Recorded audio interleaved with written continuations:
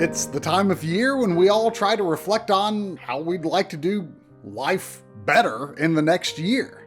Our sponsor for this video is Factor, and moments of introspection certainly led to me signing up for Factor a few years ago. More recently, I've been thinking about how I can adapt my approach to YouTube in 2025 to create more and better videos for you that are also more fun for me to make. But if your personal goals for 2025 have anything to do with how you eat, well, you should sign up for Factor. That's all you have to do to receive weekly deliveries that help you eat quality, never frozen, properly portioned meals without really having to work for it or even think about it. Head to factor75.com or click the link below and use code 50MLiG to get 50% off plus free shipping on your first Factor box. That's code 50MLiG at factor75.com to get 50% off plus free shipping on your first box.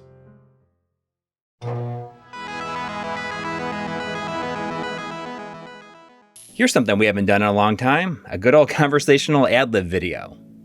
Yeah, we were thinking about something sort of light and fluffy and fun that we could do to kind of close out the year in December before we got deeper into working on the games we played video. And I was thinking about how we kind of just got a brand new console at the end of this year, the PlayStation 5 Pro, which is, you know, a small update on one of our lesser favorite console designs out there. And it kind of got me thinking, like, what if we just kind of ranked every console that we own between the two of us, including revisions and different models and stuff like that. Well, if we just rank those based on design aesthetics, not based on how much we love the platform, not based on, you know, how good the games are, although it's possible and probable even that some of our biases toward our nostalgia and our love of the platform will influence the decisions. And you know what? That's okay. Because who cares? This is just for fun. And if you all want to make your own list too, you can find the link below to this tier maker template. You can add your own icons to it easily. And the ones we're using are, aside from a few official shots, most of these come from the great Evan Amos, who runs the Wikimedia Van Amo Online Game Museum. Huge credit to him as always. Buy his The Game Console version 2.0 book. I just want to stress that we are by no means like professional art judgers, and that these this is just like, you know, we like what we like, and it's okay if you don't agree with us. Yes. So I'm sure there will be many a divisive decision in here. Yes. Like, and basically throughout every minute of this. Do you want to break down how we decided to sort these? Because we had a really hard time like deciding what we wanted to call these tiers. It was more about the feeling that it kind of evokes, right? The vibes, if you will. There's a few video game quotes that we like that are sort of hidden in the tier titles. And you know, kind of the trickiest thing with this is that in some ways a boring design is almost worse than a design that is distinctive, but we hate it a little bit. Like it's at least memorable, right? But then there was that whole era from about like 2012 to 2019 where the whole ethos was, we just want a box that just blends into your entertainment setup and you don't even think about it. You don't even notice it's there. And that, I hate that. But then you have the PlayStation 5 and you're like, ooh, have we gone too far in the other direction? So yeah, we're just kind of going to go on our feelings here. I wouldn't even say that this like top to bottom is necessarily even a linear scale necessarily, because there's the so stupid I love it a bit, where which I would say maybe have a bit of an ironic love for some of these systems. You know, our feelings are going to be all over the place. The video game consoles elicit for us and a lot of people, very strong emotions and feelings, I think. And some that we think are just so boring are probably some of your favorites. And I would say that both of us are fans of kind of outdated kinds of stuff. So therefore, we're going to maybe be biased a little bit towards some things that kind of look a little blocky and old-fashioned and dumb. Yeah. And I think it's also important that we let everybody know that we are not going to be judging or putting into tiers the systems that we don't personally own.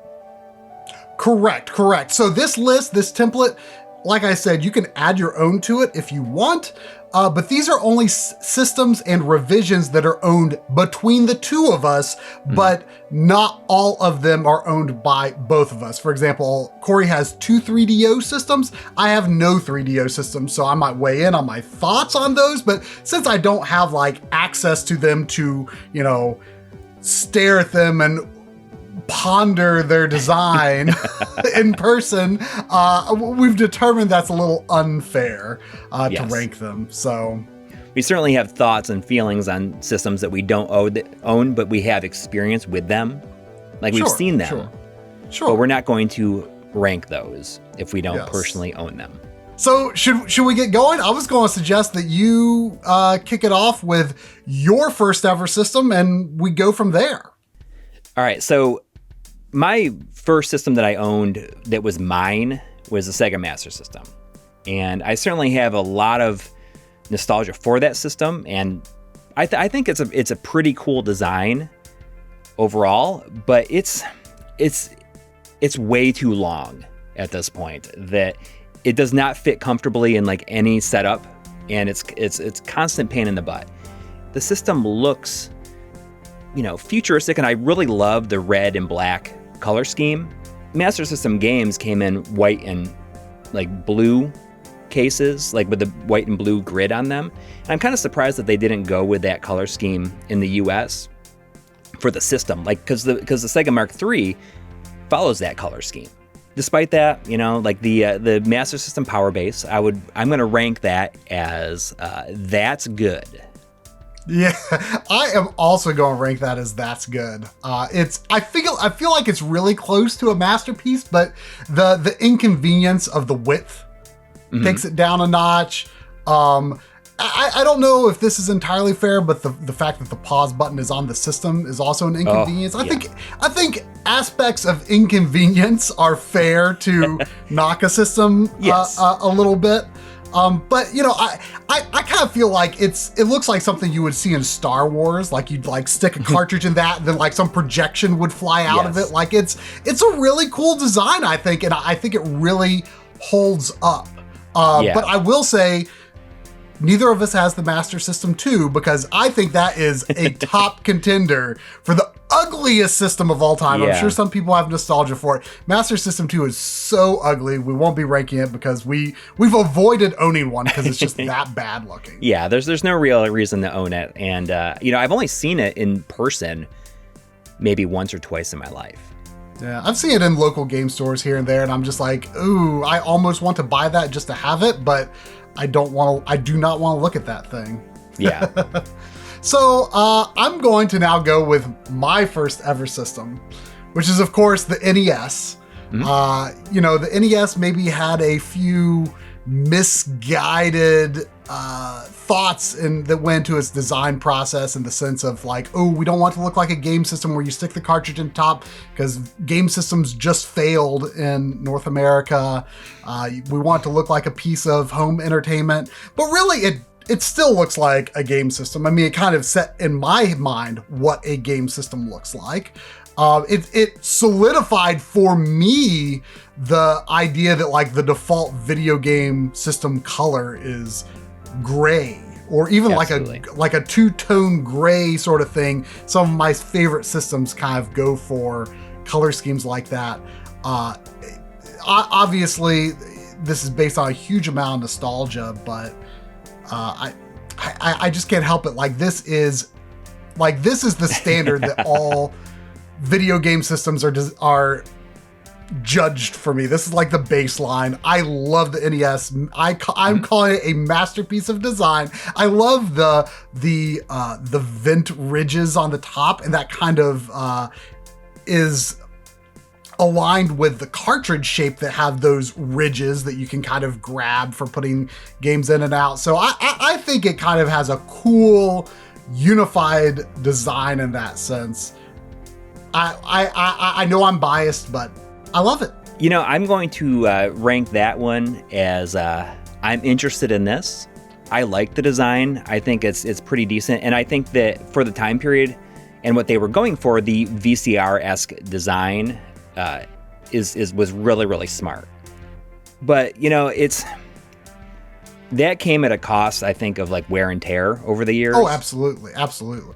Just looking at it aesthetically, I think that the color scheme, absolutely amazing. You know, that is, like you said, that's the color scheme that all game systems are going to be judged against going forward. And I think that that's absolutely true for me too, especially as we get into systems that are just like only like black or white.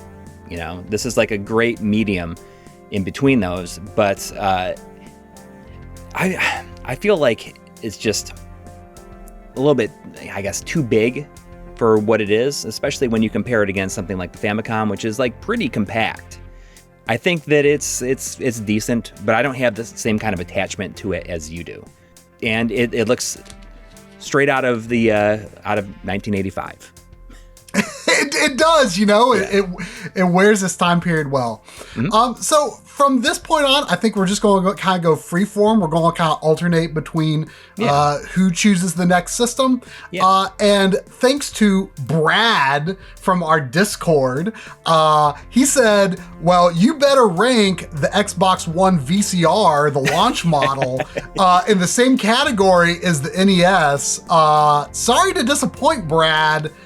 I'm going to put Xbox One, and I have to be careful that I don't choose the Xbox 360 E model here because they're so similar. I'm going to put Xbox One launch model into So Stupid, I Love It a Bit.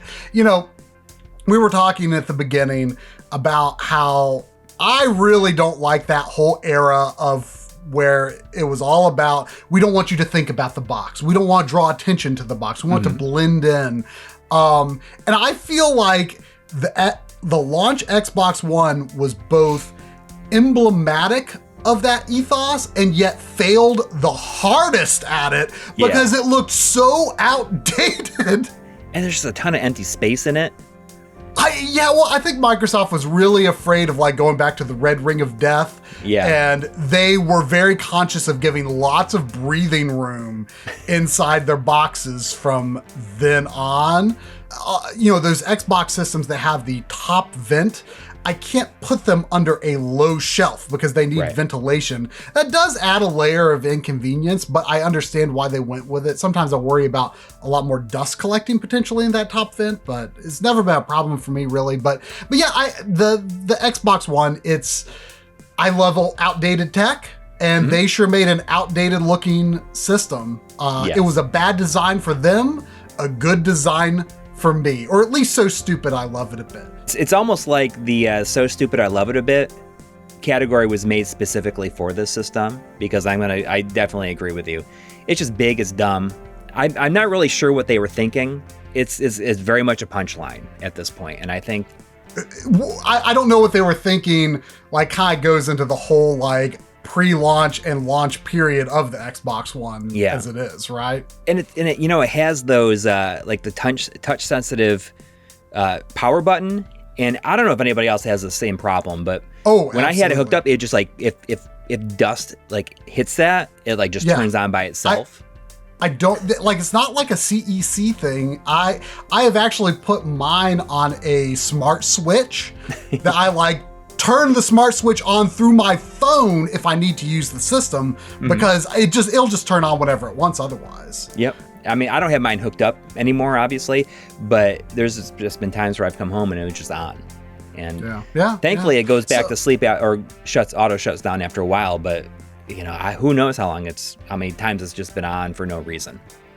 Well, we should point out neither of us own Xbox One S, which I think was generally considered to be a much better design. And it certainly is a sleeker, cooler design. I would say it's even cooler than the Xbox One X, which we'll get to eventually. Yeah. So I'm going to jump back, and because I had mentioned the Famicom, I'm kind of curious where you would place the Famicom, because I'm going to place the Famicom under that's good in my ranking. I love the red and gold color scheme. It was such a cool way to make like a new game system, I think. So it's nice to have like a real compact system like the Famicom. Even though I didn't own one for a long time, I was able to finally get one restored thanks to our good friend Fenris Wolf Retro, who like fixed one up and sent it to me. The only real downfall is the shortness of the cables connected in the controllers being connected to the unit. But I think it's kind of neat that that's how they decided to do it at the time, just to kind of have this all-in-one unit. I am also going to put Famicom into that's good. The interesting thing about, I was thinking about it before we were doing this, and I'm like, if it didn't have that like red, white, and gold color scheme, I feel like it would look a lot worse. Like I feel the color scheme really makes it, like if that was blue or something, it would definitely not be that's good. Like the red and gold accents make it, I think. 100%. And the way that the controllers dock on the system itself looks cool, but the wires running out the back, it's a little difficult to set up a Famicom in a place where it would either A, be functional, or B, not have the wires be like this visual distraction that makes it look uglier. Yes. So but you think about it sitting on the floor of, like a Japanese household, two kids sitting in front of their TV very close to it. Just think about how many memories were made. Yeah. I feel like if it weren't for the annoyance of the wires, though, it would possibly be in the masterpiece category. So while we're at it, why don't we just do AV Famicom and top loader NES together? Sure. I like the AV Famicom better because same here. The flat top looks a lot better. The bulbous curve at the top of the NES top loader, I understand why it's there to give the taller cartridges a little more stability. It does look less good, but not that much less good. Right. I'm going to put those into I am interested in this. All right, so I totally agree. I'm actually going to separate them a little bit. I'm going to put the AV Famicom into that's good, and the NES into I'm interested in this. Oh, okay. And I mean, I think that that bubble on the top definitely makes a difference for me. I just think that the Japanese system looks a lot sleeker. I think the AV Famicom is infinitely more desirable to actually integrate into a setup. Yes. Because you can unplug the controllers, you can plug the controllers in, you can use NES controllers. It is a good design, a little less fun to look at than the original model, but the original model is just not desirable to put into a setup. I would say points lost for not having a built-in LED. That's kind of a common problem on number of revisions of systems released much later. Because you could accidentally leave it on for weeks or months and not know it.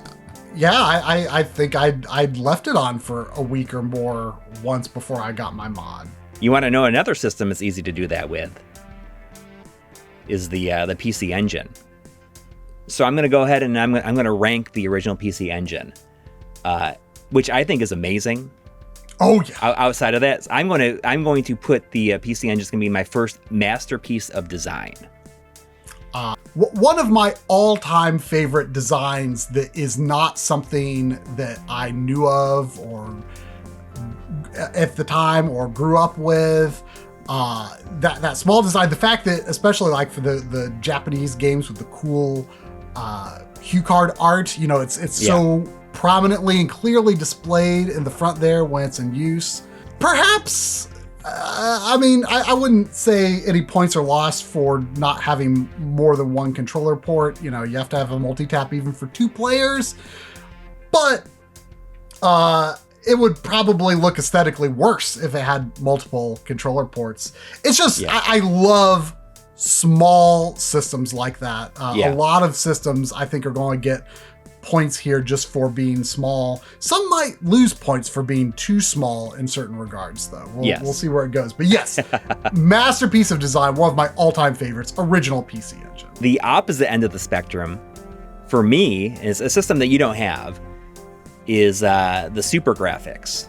And you know, that is a system that I never saw in person for the longest time until I bought one.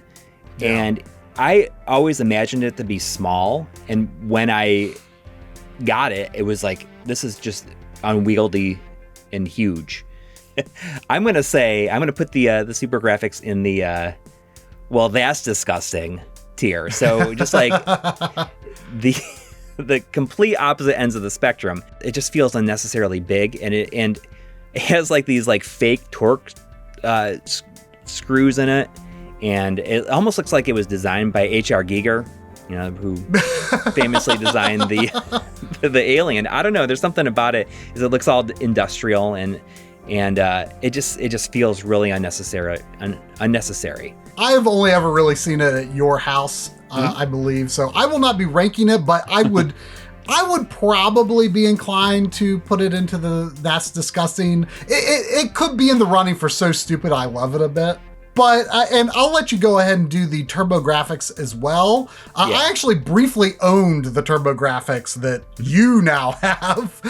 So I will refrain from ranking the TurboGrafx because I don't have it. I do have the TurboGrafx Mini, which is nearly the same size. Is so silly. I think it was just because they thought that Americans would think that something small was not powerful or, you know, a desirable piece of technology. And I don't think either of us own the like interface for putting the CD module on a TurboGrafx. No. But that looks hideous as well. We didn't talk about the PC Engine interface unit, which I think is also more points to the original PC Engine. I love how the CD unit is the same modular size. Yeah, the same size as the base unit. I love the idea that it's in like a briefcase, you know, kind of like a precursor to the GameCube. You know, I love that thing. That's all plus points to the PC Engine and minus points to the TurboGrafx. Yes. So I'm going to place the TurboGrafx in the so stupid I love it a bit. I would never understand. Like use it as like my main system. You know, like when I have a PC Engine and Super Graphics. I mean, if I feel like putting the Super Graphics and the TurboGrafx 16 together on a shelf would be like, oh, that's just taking up so much space that it doesn't need to.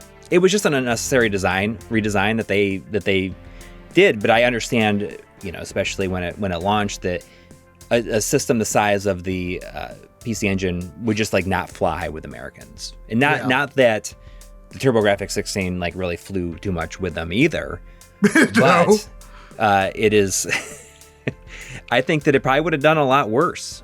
But you know, it'd be really interesting because I think in retrospect people probably thought it would think it was pretty cool.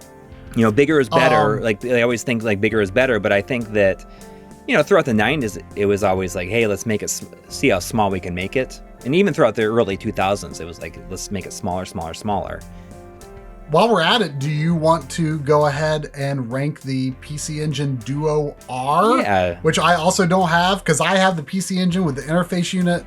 If I owned it and was allowed to rank it, that would definitely be a yawn from me. I don't think any of the Duo units, the Duo R, Duo RX, I just think they're kind of boring. I don't really like them that much. Yeah, I guess the difference between the Duo R and the RX is just different colored buttons on them, and of course, like the logo on there. I'm going to say that I'm going to put that under the I'm interested in this tier. It is pretty boring, but I do feel like that is probably the best way they could have gotten these both into a dedicated unit. Why don't we finish off PC Engine stuff by going for the Analogue Duo? I'm going to put Analogue Duo into I'm interested in this. The design, seeing it in person, I would say I liked it more than I thought I would based on the pre-release renders. I like that kind of like wavy design at the back of it. It looks pretty slick having like the HuCard slot and the disc slot next to each other, but I will say it loses points, I think, from the functionality side of that, because I think the disk drive does not feel super reliable, and I would have vastly preferred that they did a top-loading disk drive design just like every other PC Engine CD unit that was ever made. Yeah. I think that would have been a lot better, a lot more reliable. But I overall like the design of it. Well, I'm going to go ahead and agree with you and put it in the I'm interested in this tier. You know, it's a good modernization of the Duo R, I think. Since this came out, in Analogue was going to do a PC Engine variant, or like a version. I wish that they would have taken the original PC Engine design and made it like taller, and made it so that either is like a top-loading CD-ROM. Yes. And then maybe have it so the HuCards go into like the bottom half of it. I feel like that style would have fit more with their other systems. It would have a similar footprint. Well, where do you think we should go from here? Should we give Sony a little love? Yeah. Why don't we just go for the PS1? Heck yeah. PS1, masterpiece of design. I'm going to agree with you on that. I'm going to put it in the same place. Absolutely beautiful machine. I love the way that the big circular disc lid layers onto the top of the system, and the big round power and open buttons. Even the way that like the memory card slots and the controller ports are on the front of the system, even that looks beautiful. The ridged vents at the side. I mean, think about how we love this system, and the color. The color is like one of the perfect grays, one of the best grays ever used on a video game system, I think. It's almost like an averaging between like the top half and the bottom half of the NES shell colors. Think about how much we love this system and the color of this system, to the point where we put so much time and effort and potentially money into trying to get a PlayStation 5 Pro that was the same color of this system, a system whose design we don't especially like, but we felt like it would be that much better if it just made us think of the original PlayStation a little bit more. We put so much effort into hoping and failing at getting that system just because that system is so not great and this system is so good. Yes. It's almost like Sony intentionally doesn't make the system that color because they know they're going to be able to sell more for whatever anniversary comes out. Because I mean, the same thing happened with the PS4. I mean, it's great. What I like about it is that it really, like, it perfectly skirts that line of looking like it's for kids, but also for adults. That's like really what defined PlayStation's success, I think. Yeah, I mean, it's in the name, play, right? Yeah. Let's do the PS1. Let's do the PSONE. I really like the PSONE, and I think that I would have liked the PS1 more if it was the same gray.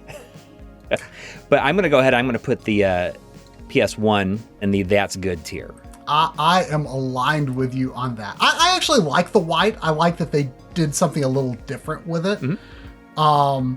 I even like how like the memory card slots and controller ports are just like splayed out just a tiny bit so that they're not quite parallel if you have one plugged in each slot. That's a neat little touch. It is a cute system. I think it might be, of all the systems we're ranking, I think it's the one that I would most describe as cute. Like cute in a very positive way. Like it's cute. I like looking at it. It makes me happy. This is probably like the best redesign of an already good system. Right, like probably the best redesign of an already good system, and maybe the best like slim, you know? Yes, yeah. There have definitely been slims, especially maybe in the portable space, where the smaller size may have been good or bad. But yeah, it is a really good system. So let's just move on to the Model 1 Genesis. Oh my God. This is, for me, it's a masterpiece of design. For me, it is the number one looking system, especially if it has a Sega CD Model 1 attached to it, which is my favorite looking system of all time. It's unfortunate that it looks even better with the Sega CD Model 1, but then you add a 32X to that, and it like kind of ruins it. And if I didn't just have one and need to use it, I would never use it. I would never have it on the system. I think it's pretty clear that the 32X was designed primarily for use with the Genesis 2. It aligns much more closely to the aesthetics of that system. But I agree, Sega Genesis Model 1. I also like it's kind of got the ridges on the side, much like the NES. I appreciate that. It simultaneously like straddles this line of 80s and 90s very successful. Like it feels appropriate for when it came out, but it also continues to look slick throughout its generation in the 90s. I think circular motifs on consoles can look so cool. That circular shape around where the cartridge slot goes and the way that that aligns with like the power button and all that stuff. It looks so good. Also a masterpiece of design for me. You know what I think does look kind of cool on it though, which is also makes it a little lopsided, but I don't have one, but like the original power base converter, I think looks kind of cool on it. Yeah, it fits really nicely, because it was designed to fit perfectly on that circular platform. Yeah. It's funny because I wish that I could have found it. I have no idea if I have it or anything, or if my mom kept it and gave it to me, but when I was I must have been like in like 6th grade, and I feel like I wrote a poem or a haiku about the Genesis. Because we had to, right? And I had to write a haiku about it, and I don't remember anything, but I just remember a bit of it being about a red light coming out of the dark, like the little power light coming.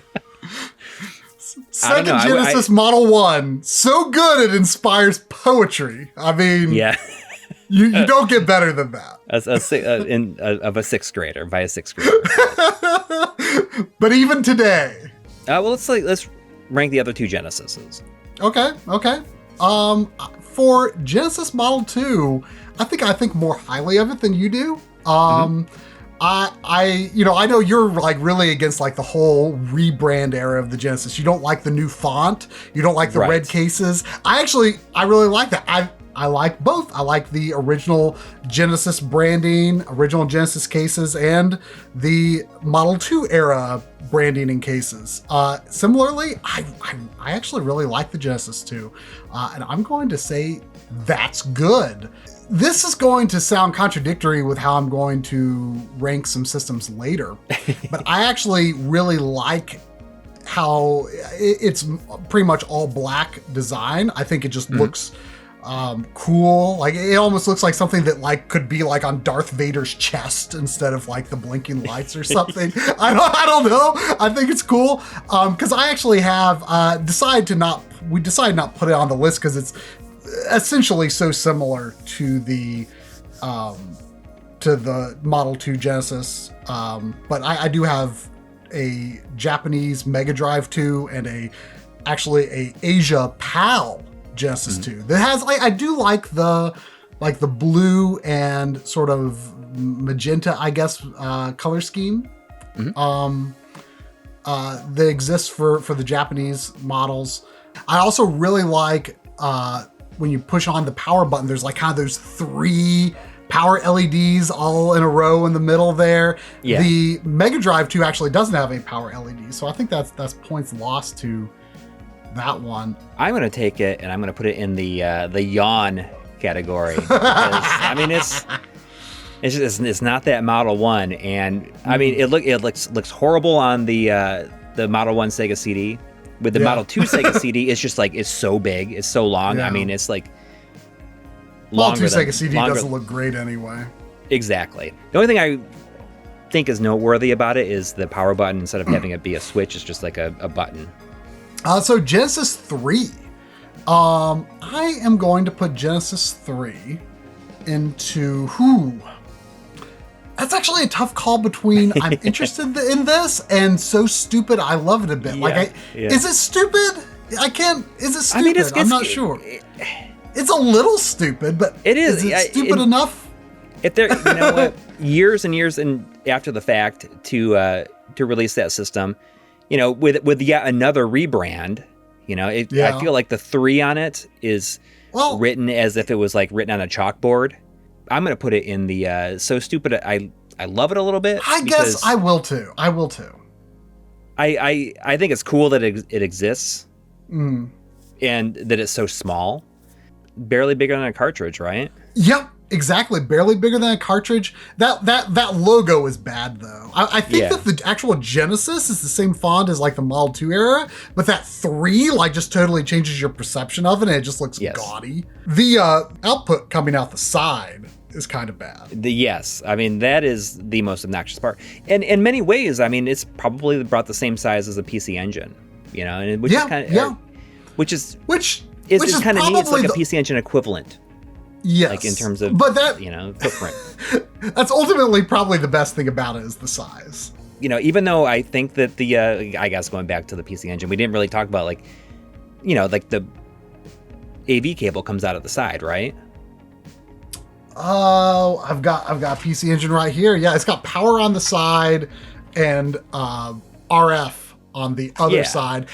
But you know what? I've never really used it in that way because I've got an interface unit. Yes, exactly. Which has the RGB mod coming out the back, although I do pull composite from the left. But it's like way in the back of the interface unit, so it's not really a problem. I guess if you were just using this like as is, that would be less good, I suppose. But it is interesting to look at the similarities between the PC Engine and the Genesis 3, just in size and shape. Yeah, I wonder if there was any, I don't know, like inspiration.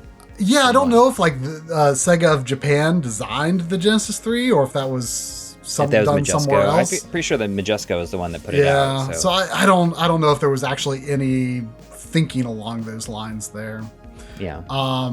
Do you want to finish off Genesis? I do not have a Nomad. I almost bought a Nomad once, but I will not rank the Nomad because I don't have it. So I think you rank the Nomad.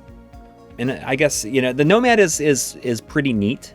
You know, it's essentially like a Genesis 2 in a portable system shell. I mean, it's goes crazy with batteries. It just sucks them down real quick. But if you get like a battery pack, it's much more efficient. I mean, it's basically a portable Genesis. And I mean, it is a portable Genesis. Not basically, it straight up is.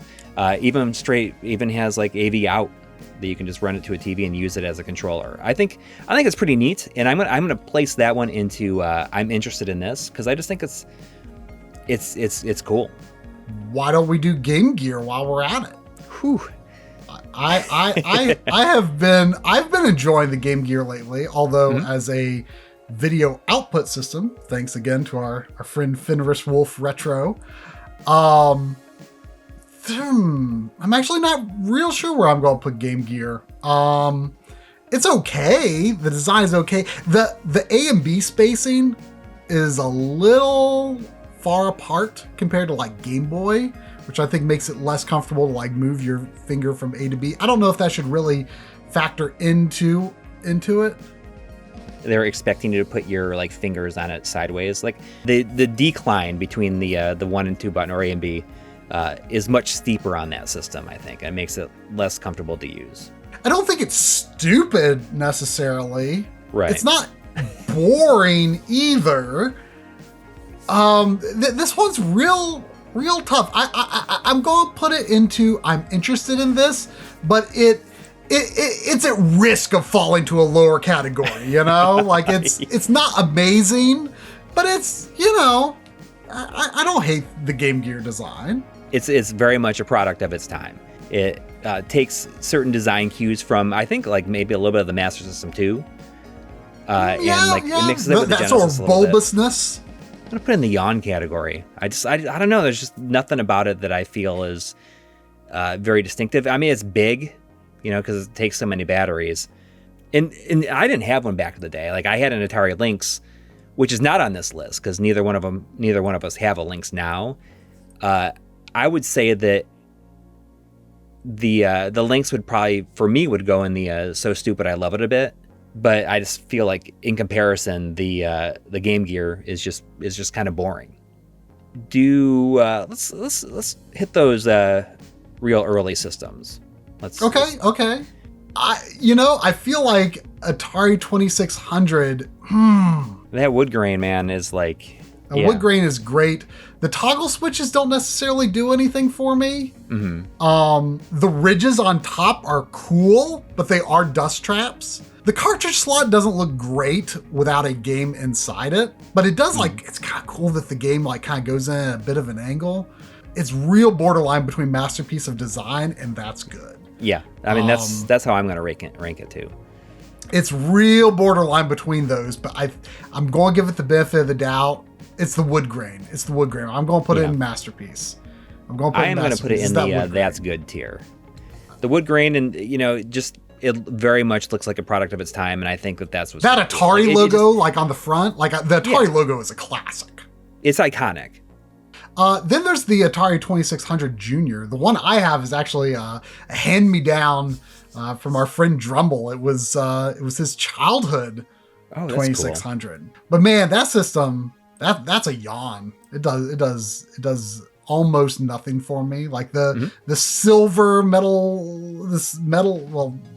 metallic looking sticker on the front, it's kind of cool, but that's a yawn. That's a yawn. Yeah. I don't really care for that. And then I don't have a 50. I always get the numbers confused. 5200, but I do have a 7800. Mm-hmm. And it's basically the Junior but bigger. That's another yawn. Now the ColecoVision. ColecoVision is like the pre-NES console that I personally have nostalgia for. My cousin's family had one. They actually had like an adapter for playing 2600 games on it. Mm-hmm. And the one I have is my cousin's family's system. And I enjoyed playing it back in the day just because it was a little weird, but it was just different enough from NES that I'm like, oh, this is kind of interesting. I love the controllers aren't super functional, but they look cool, like kind of put into the top of the system and that little tray. The metallic sticker strip across the front with the kind of the logo on it. I think it looks cool. I think all of the silver accents on the ColecoVision kind of enhance it a fair bit. This is another borderline one. It's between that's good and I'm interested in this. But I'm going to give it the benefit of that's good. All right.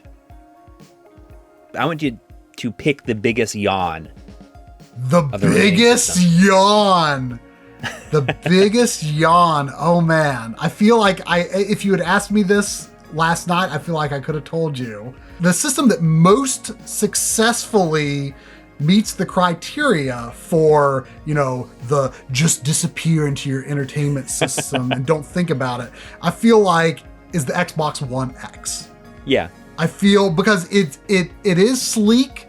It doesn't have a lot of variation to its texture. It's short and low profile. There's really nothing on the front other than the disc slot, the eject button, and the Xbox power thing. But you know what? It's like, it's so good at doing that it actually kind of elevates it a little bit, I think. Yeah. Whereas like, I think a lot of the others that were trying to be nondescript, they're just, they don't look that great. I don't know. The One X just feels like a very dense and heavy duty machine. Mm-hmm. The materials feel really high quality. Like that even more so than I would say the Series X. Like, even though the materials are very similar, I would just say like the Xbox One X just feels like the most premium, like physical console product that Microsoft. It's boring, but it's so good at what it is trying to do that I'm going to put it into I'm interested in this. All right, I'm going to put it into the yawn category. I feel like it's a pretty big yawn. There's almost nothing noteworthy about it. I mean, I do like it, but it does feel very heavy duty and just solid. I can't imagine a better evolution of the VCR to that in terms of, making something that's more efficient and not comically huge. I do have a pick for biggest yawn, and it's the Wii U. There you go. I was thinking it was probably going to be that. I'm going to put that right in the same thing. Like, I mean, I can't believe how boring of a system that is visually. It has no visual personality of its own. No. I mean, it's got like the rounded corners, sort of the circular at the corner. But they even said, like, I think it was intentional that it is a big yawn because they wanted your focus to be on the gamepad, not on the system. Right. But also the gamepad, like, I thought it was all right when it came out, but like you look at it now and you're like, boy, that really does look like a Fisher-Price toy. Like it is not an attractive controller. That's not what we're ranking it on. We're ranking the Wii U system itself, but man, it is. It might look a little better on its little feet.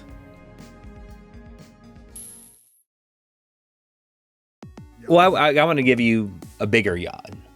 Oh, okay. A bigger yawn, and it's the PlayStation TV. Oh, that's not a yawn. That's my first. Well, that's just. I hate the PlayStation TV. It's so. I mean, it is exactly, it's just like a little consoleized Vita without a screen on it. And like, it's kind of amazing how small it is and just how good it is. The amount of games that you can play on it and something that I sometimes forget that I even have because it's just so small and so boring. And not only that, but like to get a Vita cart into it, you got to like really get your fingernail in there and pull that little thing, like the little plug out. It's a total pain in the butt. I have got it in my setup mounted in a very strange way. I'm actually kind of proud of how I figured out to do it. I've actually got it like stuck with some command strips under the shelf, and I've got it upside down with the card slot facing outward. Now, why do I do that? Because the stupid like little notch to put your thumbnail in to open it is on the bottom. Like, you cannot put a game inside it without picking it up. If you just like have it and it's like normal orientation. Who thought to put the card slot on the like? It's such a minor thing, pick it up, but it's hilarious. Why is it not on the top? And also, like, if you've got like all the cables running out, especially if you have like an Ethernet cable or something, like it looks so stupid. Like this is where. We were talking about how like we like these small systems. They're kind of cute. They're kind of neat. This is where they've gone too small because all the cables you have to have running out the back of it look really stupid. So by mounting it under the shelf, I'm able to like kind of like hide the cables. You don't really see the cables coming out, and all you see is like that card door on the side, upside down, so that you can get to it. I think it's disgusting. It is a yawn unto itself, but all of the functionality frustrations that come from, I think, its design drop it down to disgusting. I do not like the design of the PS TV. They could have made it just a little bit bigger and put a 1080p HDMI chip in there.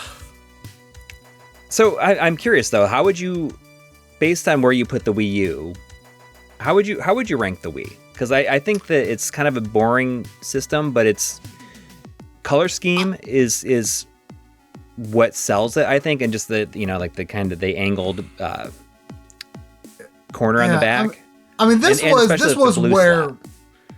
was where like Apple and their white stuff and the glossiness like really started to dominate design. I don't like glossy stuff as a general rule, but it can be okay. It can be okay, but it's not bad on the Wii.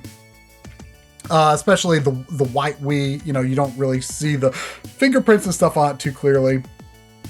I think it's the vertical stand that really makes the Wii. I don't have it set up that way anymore, but that sort of trapezoidal shape and that slight lean back. And then, of course, back in the day when you would have it, you know, it was the current system and you'd have it like on Wii Connect 24 and you'd get the blue glow on the slot like that. That blue glow was awesome. Me and my friends were always so excited about, like, we would send each other messages on the Wii just to give each other the joy of seeing that blue glow, right? Yeah. However, I kind of resent it for that a little bit now because anyone watching, let me know if there's anything I can do to fix this or if I'm just screwed. But apparently a lot of launch Wiis, because of how they supposedly they would run like the CPU and GPU without any active cooling operating because of Wii Connect 24, and that has damaged them over time. And I've started noticing on my launch Wii, if it's on for a little bit, like not immediately, but after it's on for a little bit, I'm starting to see some like colored like artifacting speckles. And apparently that's a Wii Connect 24 issue. Let me know in the comments if I can salvage my launch Wii before it's too late. I haven't asked anyone really about what I can do about this, or if it's a goner. That would be sad. So where you? I will. Horizontally, it's pretty boring. Mm-hmm. Vertically, I think it's pretty cool and iconic. I'm going to say that's good. I'm going to say it's good. Yeah. I'm gonna go ahead and put it in the yawn category. Like the blue disc slot is really cool. And the Wii that I have in my setup is a red one, which I think is kind of a cool color for it. And I mean, I think that's something like we haven't really talked about that much, is that sometimes a design is enhanced by the alternate colors that come out, that it comes out in. And I think that like a red Wii is kind of neat. The white, you know, is all right. It's of its time. It's very 2006. Yeah. But I mean, it just much like the Wii U. I mean, it looks like a computer, like external DVD-ROM. The vertical stand, it gets points for that for me. That moves it way up, even though I don't use it that way anymore. I appreciate that the Wii fits like perfectly on top of the Wii U. While we're here, why don't we do the Wii Mini, which I don't think. Yeah, I've never seen one of these in person. I don't think. You know what? The Wii Mini, not a desirable console because there's so many limitations. Mm-hmm. You know, I don't think it even supports component video, so you can't do 480p. It doesn't have online, which doesn't really matter anymore, but certainly not a desirable system. You know, I kind of like it. Like the design, I like the idea of like a top loader Wii. The plastics, you know, feel solid, I think. I don't know. I think it's kind of cool looking. So I'm going to say I'm interested in this. I don't think it's bad at all. I never really used one, but another red and black system is the Virtual Boy. I feel like So Stupid I Love It a Bit was made for this. Yes. Yeah. I mean, I can't imagine it being anywhere else. Like no one would be like, oh, I don't think anybody would put it someplace different. I don't know though. Like it's not. It's almost like without the stand, like just the headset itself, it's almost a yawn. Mm-hmm. Like there's nothing really interesting about the shape of it. But then you put it on that stand and it looks so strange. That's where it starts to become so stupid. I mean, you can't see it, but I've got it, you know, prominently set up in my library and office room here, you know, just to look at it. You know, and you know what? I wouldn't have it set up where I could see it if it wasn't So Stupid I Love It a Bit. Why don't we wade into the Super Nintendo and Super Famicom? I'm of the opinion that both Super Famicom and Super Nintendo are very good designs, and the fact that they seem to the popular opinion seems to be that the Super Famicom and European Super Nintendo design is leagues better than the American Super Nintendo. And I just don't see it. I think they both, for me, fall into that's good. Okay. I like them both pretty equally. The point I would make is that I feel like the Super Famicom feels more like it was a leftover from the 80s, and that the Super Nintendo, the American Super Nintendo, feels like it was looking forward to the 90s. And I feel like at the end of the generation, it's 1996, you've got a Super Famicom in your living room versus a Super Nintendo. I feel like the Super Nintendo looks less out of place by the end of its generation than the Super Famicom. Yeah. So I think the Super Famicom looks outdated. But again, that's not a bad thing for me because I like outdated stuff. Yeah. But I just think they're relatively equal for me. I like both for different reasons. They're both that's good. Yeah. I mean, it's hard for me to judge the Super Famicom because I think that I never owned one until fairly recently, and I don't think I'd ever held one before that. And I think that I was kind of surprised that I always thought it was smaller than it is, but it's slightly bigger, or I feel like it's slightly bigger than than the US version. I mean, it's just I think it's those curves that maybe kind of cause it to feel like it's a little more bulbous.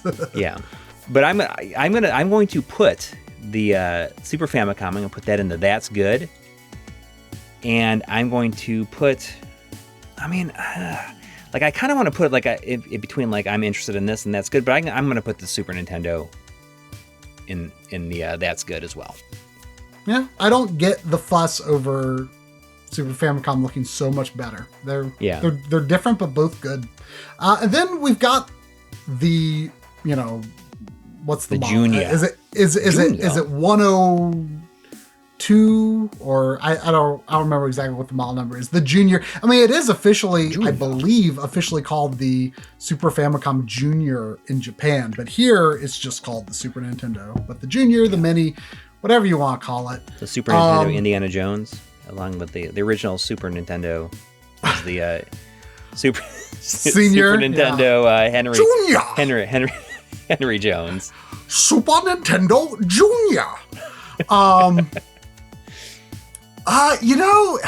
It's between I'm interested in this and yawn. I'll put it in I'm interested in this because I do use it still as my main Super Nintendo. Mm-hmm. I might consider the new Edge Enhancer mod. If I had that in a original model Super Nintendo, I would probably switch that to be my main Super Nintendo. Mm-hmm. But because my Edge Enhancer mod is in a Super Famicom and you can't use US carts as easily in a Super Famicom, but you can use Japanese carts very easily in a Super Nintendo, I keep the Junior as my main Super Nintendo that is set up. Mm-hmm. So I don't like it that much less than the senior model. Not enough to where I feel especially sad that it's not my main Super Nintendo, but I would definitely rank the Junior below, but not, it's almost a yawn, but it's, I don't mind it really. I don't mind it. I'm going to put it in the same category, in the I'm interested in this. I'm interested in it. Yeah, I have mine set up using HD Retrovision cables, and I also have my childhood Super Nintendo hooked up. I mean, I use them interchangeably. I think the purple power and reset buttons make a big difference because if you look at the Japanese one that just has the gray power and reset, that's a yawn. That's a yawn. If it didn't have any real color, it would be a yawn. But the purple is just enough to bring it up to I'm interested in this. How about that original Game Boy? This is a little tough. It's between that's good and a masterpiece of design. And this kind of becomes a tricky area where, to what extent could or should the screen influence where it goes into a design thing? Because the screen is part of the design. It's got that yellowish, greenish tint to it that is so... I wasn't necessarily like ultra fond of it at the time, but has become such a big part of how I like to look at Game Boy games these days. If I play them on my TV, I like them to have that, kind of, low contrast, greenish yellow tint to them. And that was part of that. I think that the way that the D-pad and the start and select buttons and A and B rest on the top of the system, that magenta color is very iconic for the buttons. And I feel like the spacing between A and B is just right. And also the thickness of the system. Like, I feel like if you think about just the proportions of the Game Boy, its height to width ratio and the thickness, like, just feels so good in the hands. I feel like it is perhaps like the ideal proportions and size for like a portable system. That's kind of inviting to play in that sense. I don't know. Maybe I'm giving a little bit too much credit here, but I think I'm going to put it into masterpiece of design for me. Right. It's not necessarily the system I would choose, especially with no screen mod.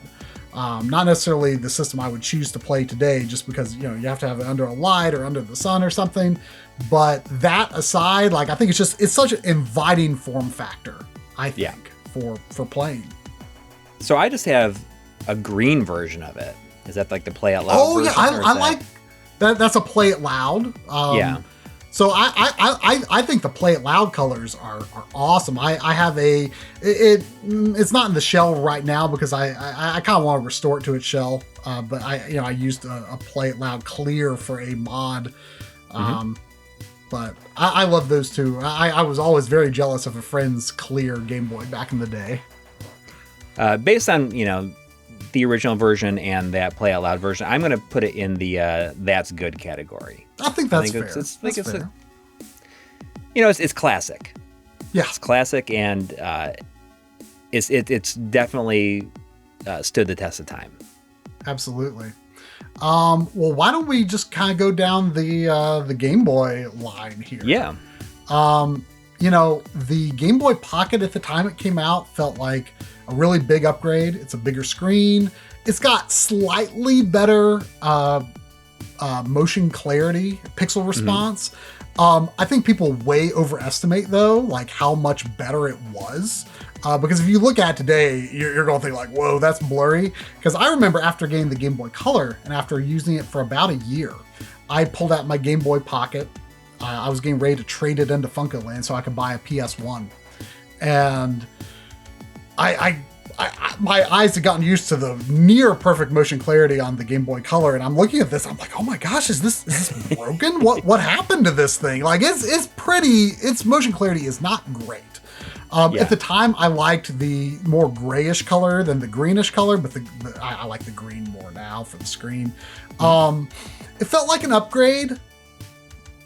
But like nowadays, like I feel nothing looking at I feel no real affinity for the Game Boy Pocket. Like it's not that different from like a pure design standpoint, but this is maybe a little unfair, but I'm going to put it into the yawn category because I just can't help it that it does nothing for me. Yeah. I mean, I have one and I've like barely ever used it. I just got it because it was cheap. Yeah. Game Boy Color. The screen is smaller, which is maybe a bit of a downside, but the motion clarity on is awesome. I hate the color palettes available for original Game Boy games, but I don't think that's more of a software issue than a system design issue. I don't like the logo. I've never liked the Game Boy Color logo with this like Play-Doh COLOR. Oh yeah. I'm sure our Canadian and European friends hate that it doesn't have a U in there somewhere. That probably bothers them too. I like it in Luigi's Mansion more than I like it in real life. Yeah. I like the Game Boy Horror more than the Game Boy Color. I actually don't have that big of an affinity toward the Game Boy Color, to be honest. And it's aesthetically just not that different, I think, from the game. I lump it. I might like it a little bit more than the Game Boy Pocket, but it's still kind of a yawn for me. I don't know what to tell you. I feel like it should be more than that, but that's just how I feel. I feel like it kind of has a little bit more of a better like back contour to it. You know, it kind of bulges out. Where it makes it easier to hold. Yeah. And I it's think smaller, that it's though. It's smaller. Right, but I feel like it's easier to get your hands around and use. Sure, that's fair. And although, you know, I have one, but I barely have used it. But I'm gonna put mine into the I'm interested in this, because I think that it's a good medium between the the Pocket and the original. Yeah, like it feels more like an evolution of the original than just like the slimming down that the Pocket did. Yeah, you know what? I'm gonna follow your lead. I'm gonna move color up to I'm interested in this, because it was pretty borderline between yawn and interested in this for me. Yes. Want to move on to Game Boy Advance? Yeah, I mean we could do that original Game Boy Advance. I mean I know where I'm putting that.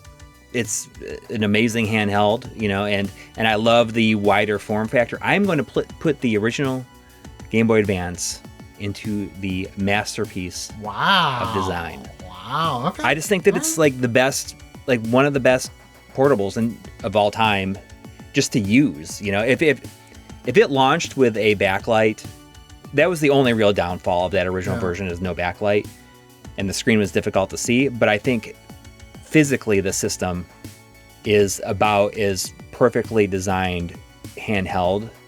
It just made sense. And I think the only real downfall besides that, I guess, is the fact that it doesn't have 4 face buttons. Would not feel cluttered having 4 face buttons on it. I mean, that horizontal layout is really like what Sega did with the Game Gear perfected. Yes. Pretty much. Yeah. And it's like a perfect size. It's definitely the most comfortable Game Boy Advance to use. Mm-hmm. And its silhouette has become like the icon of the Game Boy Advance library. You know, that you're not going to see like a Game Boy Advance SP used as like an icon to represent GBA. I do really like it, but I'm going to put it in that's good. It's not quite masterpiece of design for me.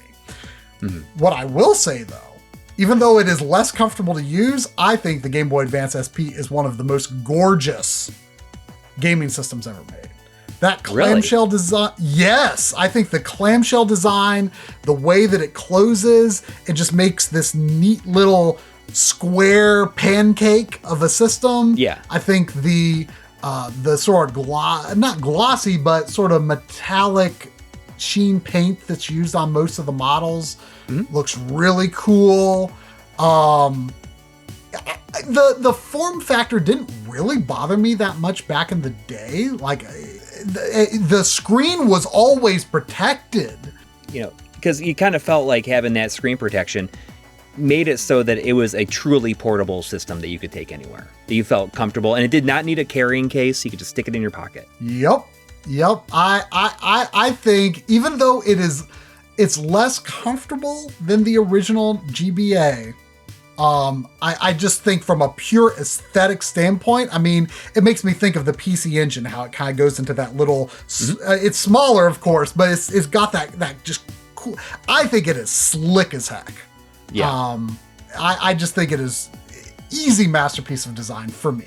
Yeah. I'm going to put it in the that's good. Because, I mean, I don't think it's as good as the original, but it's close. It's close. Yeah. And if it was just more comfortable to use in the long term, that probably would have put it in the masterpiece of design. And if it had a headphone jack. So let's finish off the Game Boy line with the Micro. Yeah. I have used my Micro extremely little. Mm-hmm. I feel like my opinion of it is probably elevated by the shiny Famicom color scheme that mine has. I do like that a lot. Kind of the kind of inward bow that it has is almost Xbox 360 like. That's kind of cool. Mm-hmm. This is very high up there, I think. I don't use it a lot, but it is a slick little thing. I'm going to say that's good.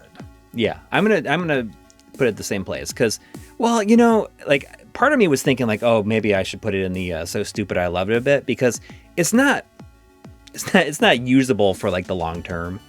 It's just really, really novel. Like it's cool. I used to like when I lived in New York, I used to put it in my little change pocket with a copy of like Mario Advance 3. And it was cool just to be able to pull it out and play that while I was waiting for the subway before we had phones and everything. It's like only a little bit bigger than a cartridge. It's just really neat. It's neat, but it's not something that I don't think that there's a lot of people out there when they're choosing to play Game Boy Advance, that's what they're playing it on. I'm going to put in the I'm interested in it. But there's just no way that I would sit down and be like, I'm going to play something on the Game Boy Micro.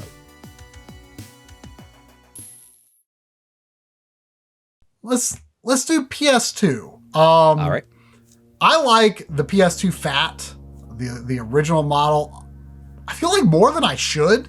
I feel like its design has been kind of reduced over the years by like routers and things kind of copying its design motifs and its black ridges around the edges. I think it's pretty cool though. I think PS2 that's good. Yeah, I'm gonna put mine in the. I'm gonna put mine into the. I'm interested in this, but I do feel like, and it's so unnecessary. But I feel like putting the horizontal stand with it makes it look a little bit better. Oh yeah. But it's so unnecessary. It's so unnecessary, but it adds just like a nice little splash of color to it. The PS2 Slim, I honestly did not even know it was a top loader until like quite a while after it was done.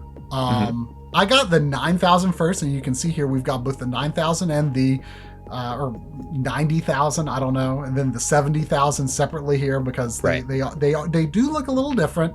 The 90,000 kind of goes for the that partially glossy, partially matte. Right. It's okay. Yeah. I kind of like the flatter front, like something about the one less ridge on the front of the 90,000 is kind of cool to me.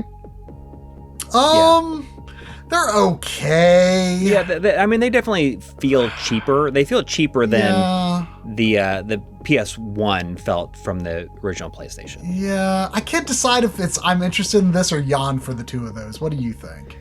I'm gonna put it in the. I'm gonna put it in the Yan. I'm gonna put them both. Yeah. Unlike the PS1, the PSONE, I feel like it retains so much of its character and and has a fresh, cute character of its own that just doesn't translate the same way to shrinking down the PS2. PSX, you don't have one. I do not have a PSX.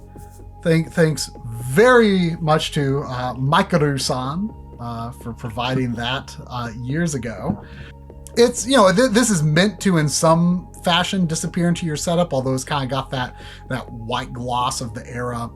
I was kind of thinking about, it's kind of thick. It makes me think of how the Series X and the PSX are some of the systems with like the most like bulk underneath the disk drive, it's just kind of interesting or weird or something. I don't know. It's very big and a bit inconvenient, but it is interesting. I'm going to say I'm interested in this. All right. Because it's interesting. What can I say? Yeah. It is interesting. All right. So what about the PlayStation 3? PlayStation 3, the George Foreman grill version, the fat. Yeah. So glossy. Like there's so much stuff that's just like really obnoxious and unlikable about it. Yeah. And it's so big and it's like so loud. Very hot. Runs very hot. Yeah. I mean, it feels like they're just trying to do too much. Do too much with it. And I think that it was very much like a learning experience for them, for sure. Yes. Especially the way that they, were able to make it a lot better with successive versions. Yes. But that original one... It was a similar stumble out the gate as with the Xbox One. I can appreciate what they were going for with it, where it's just like, we're going to do so much, this thing's going to do everything. Yeah. Well, you have a freaking compact flash card slot.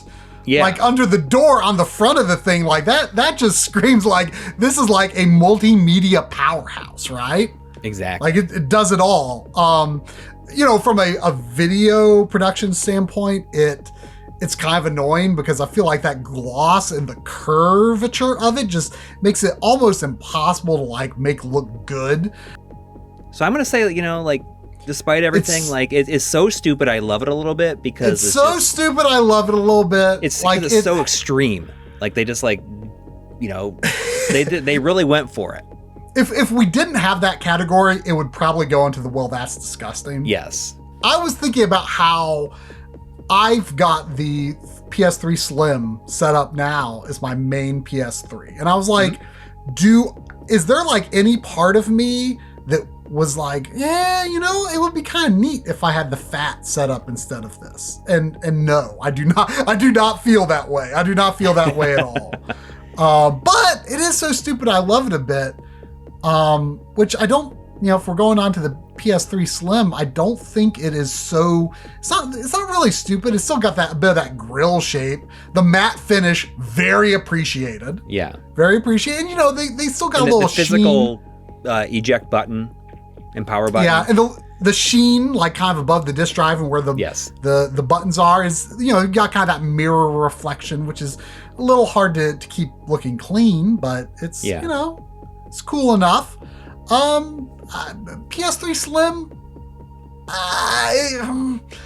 it's almost, it's between yawn and I'm interested in this, but I think I am interested in this.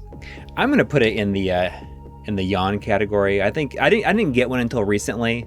I'm going to put it in the yawn because I think it's, it's a little boring. I don't know if anybody, the thing that drives me the most crazy about it, and this doesn't happen with like any other systems I have, but it's something specific to this, that if it's like on for a while, it makes like the loudest cracking sound when the plastic expands once it warms up.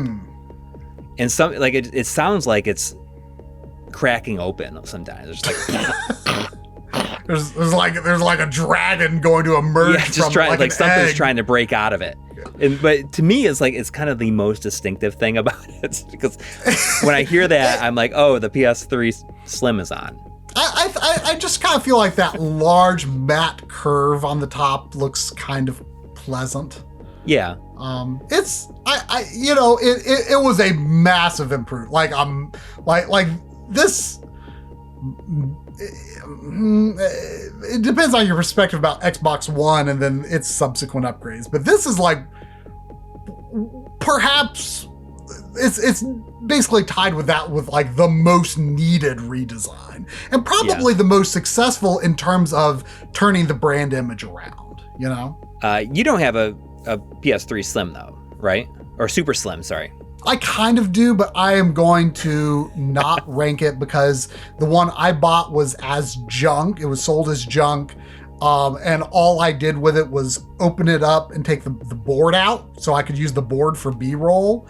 Okay. The shell wasn't in great condition. A lot of that sliding ruffles door mechanism kind of does break a lot, I think, because, it was late generation, sold for less. So it was, the audience, I think, was a lot of kids. They didn't take good care of it. So I think, when you find a lot of them out there, they're not in great condition. I actually don't hate it. Like when I initially saw it in like images, I was like, oh, I hate this. But then when I started seeing them in person, I'm like, I don't really hate it. Like the ruffles door doesn't look that bad. if you take good care of it, I think the idea of a top loading mechanism with is one less thing to go wrong in a sense. I think I'm not going to rank it, but I think I would rank it similarly to the regular Slim. I do not hate the PS3 Slim. Yeah. Oh, me either. I rather like it actually, and I think that having that sliding open top is a nice way to. It's just like a nice alternative to just having a top that flips open. Having it slide. You like press the button and just like lets like the mechanism just slide open really quick. It almost feels like a CD player from the 80s. My cousin had this CD player. It was like built into like a bench kind of thing, and I just remember seeing that at her house before. So it makes me think of that. It is basically the best they could have done, while also looking like a system that was a PlayStation 3. I'm going to take that and I'm going to put it in the. I'm interested in this. Yeah, I think that's where it belongs. Yeah. You know what? Let's do that first Xbox, the Xbiggity, as we like to call it. When we were coming up with our ranking list, and before we had the So Stupid I Love It a Bit category, I initially felt inclined to put Xbox in the bottom category. I don't think it's a good looking system. It's not. It's huge. That big rubber green emblem in the middle, like if it like was like the jewel, if that was like more of a slicker jewel and like lit up or something kind of cool, it would maybe be more attractive, but I think it looks kind of bad. That X shape I think is just a little too on the nose. I think it's a little bit ugly, but you know what? It's kind of stupid, and I gotta respect things that have enough self-confidence to be a little stupid. Yes. So the X, I do love it a little bit. I hate it, but it's also so stupid I love it a bit. At least it strikes a distinctive figure. Yes, I'm gonna put in the So Stupid I Love It too, because just the immense size of it, the heft, how loud it is.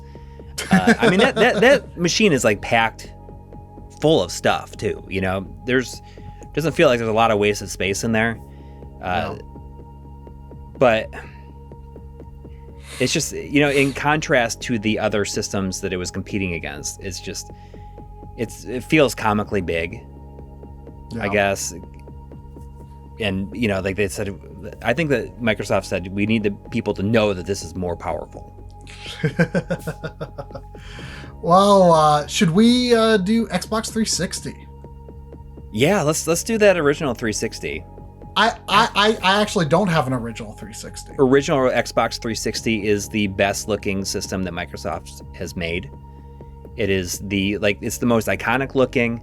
It really felt like after the moderate success of the Xbox, they knew that they had to do something really big with it, and I feel like this is the point in time where they had their what they were going for the most figured out. Yes. Oh, and I love the fact that they really went for the changeable faceplates. I think that was it's something I wish that we would get more of.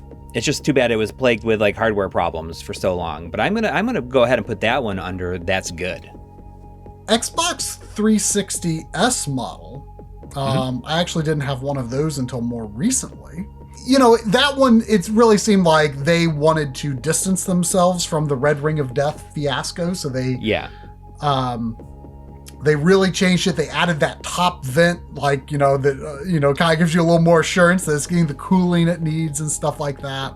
Right. Compared to the E model, which is the first one I owned actually, I kind of like the big silver ring on the front. The E model has a much smaller ring. It doesn't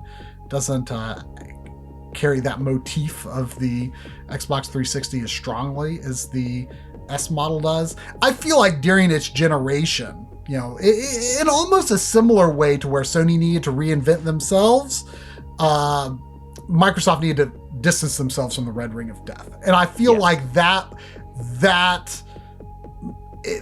that made a strong statement during its generation, this new version of the Xbox 360. I don't think it has lingered as being as iconic as the original design, but I think most people looking for an Xbox 360 now would gravitate toward the S model. Yeah. Like they didn't do like the smooth curve, but like the way that they do that kind of the angular bend in is like, it almost breaks my brain a little bit. Like how like it's cool. Like it's just, it's a cool shape. So it's definitely a that's good for me, I think. The 360S. I like the shape of it. My main issue with it is that the power button and the disk drive eject button is touch sensitive. And sometimes I like accidentally bump it and it's like, it's like bing, and then it's like gotta start up. You gotta wait for it all like start up and do everything. When it's like I wasn't even meaning to touch that. And it feels like the power button and the eject button, like they are touch sensitive, but you like barely even have to touch it. Like like you might not even need to touch it like at all. Like maybe if it just gets like close enough. I'm not sure if the E model is like that, but I'm going to take that one. I'm going to put in the I'm interested in this because I think that it's a good redesign. The E model does have a silver power button. I'm pretty positive it is a physical press though. Yeah. Normally I turn it on by the controller, so I don't think about it too much. And the disk drive is definitely a physical press button as well. I didn't get an Xbox 3. I almost, I won an Xbox 360 at launch, and I almost got one a few times through its generation, but it was kind of too expensive at the time it felt too expensive to support two HD consoles. Given that the same games came out on PS3 and 360. So I did not get a 360 until after its generation was over, after we started a YouTube channel. So I got a new one, the E model. I think the stock was kind of drying up around the time. I don't know. I like it. It's a little sad that they took away the curve form factor. They tried to follow the I think they said they were trying to kind of align it with the design of the Xbox One, which works okay. It's less stupid, I think, than the Xbox One. I maybe love it a little less, but it is sad that they took away the curve, so it has a less distinctive shape. But at the same time, I would say this might be the system that for me, like most successfully wears that like half glossy, half matte sort of look. So it's between a yawn and I'm interested in this, but I do maybe have a little bias towards it just because it was my first 360. So I'm going to put it in, I'm interested in this. And on that note, I'm going to go get my kids and we'll be right back. Okay, we're back. It's only been a few seconds to you, but I ran and got my kids from school, came back, and we thought that we were going to be able to finish this before a certain time, and then there's just no way it was going to happen. Absolutely nothing has changed other than I'm now wearing comfier pants. You want to rank the analog consoles? Yeah, well, you know what? I was thinking that would be a good place to come back because we've ranked the systems that they're based on. Let's start with the NT Mini. Here we're counting NT Mini and the Noir as the same, even though they've got a different logo on the front for analog. You know what? This might be divisive.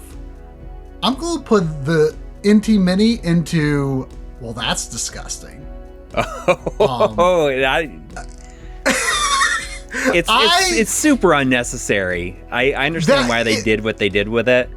It's beautiful, but like grotesquely beautiful. It's like beauty in excess, right? It's like, it's so beautiful, it loops back around to just being obnoxious. It's like, the thing that gets me about it video game consoles are made out of plastic, okay?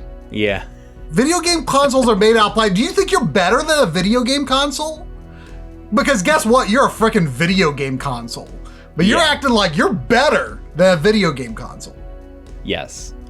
And I don't like that sentiment behind the NT Mini. It inflates its price. It's way more expensive than the other analog consoles, which I think are generally fairly priced. Oh, aside absolutely. From the shipping. But yeah, it's just like to me, it is a grotesque beauty.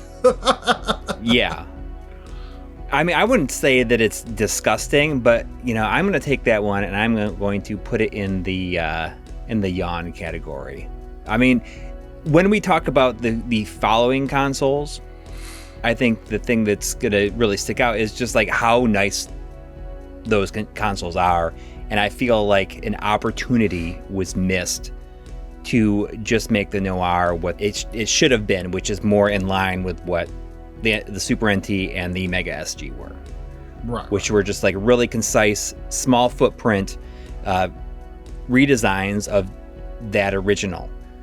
Because there's nothing about the NT Mini and the Noir that really feels like the NES or the Famicom. Other than the controller ports. Yeah, exactly.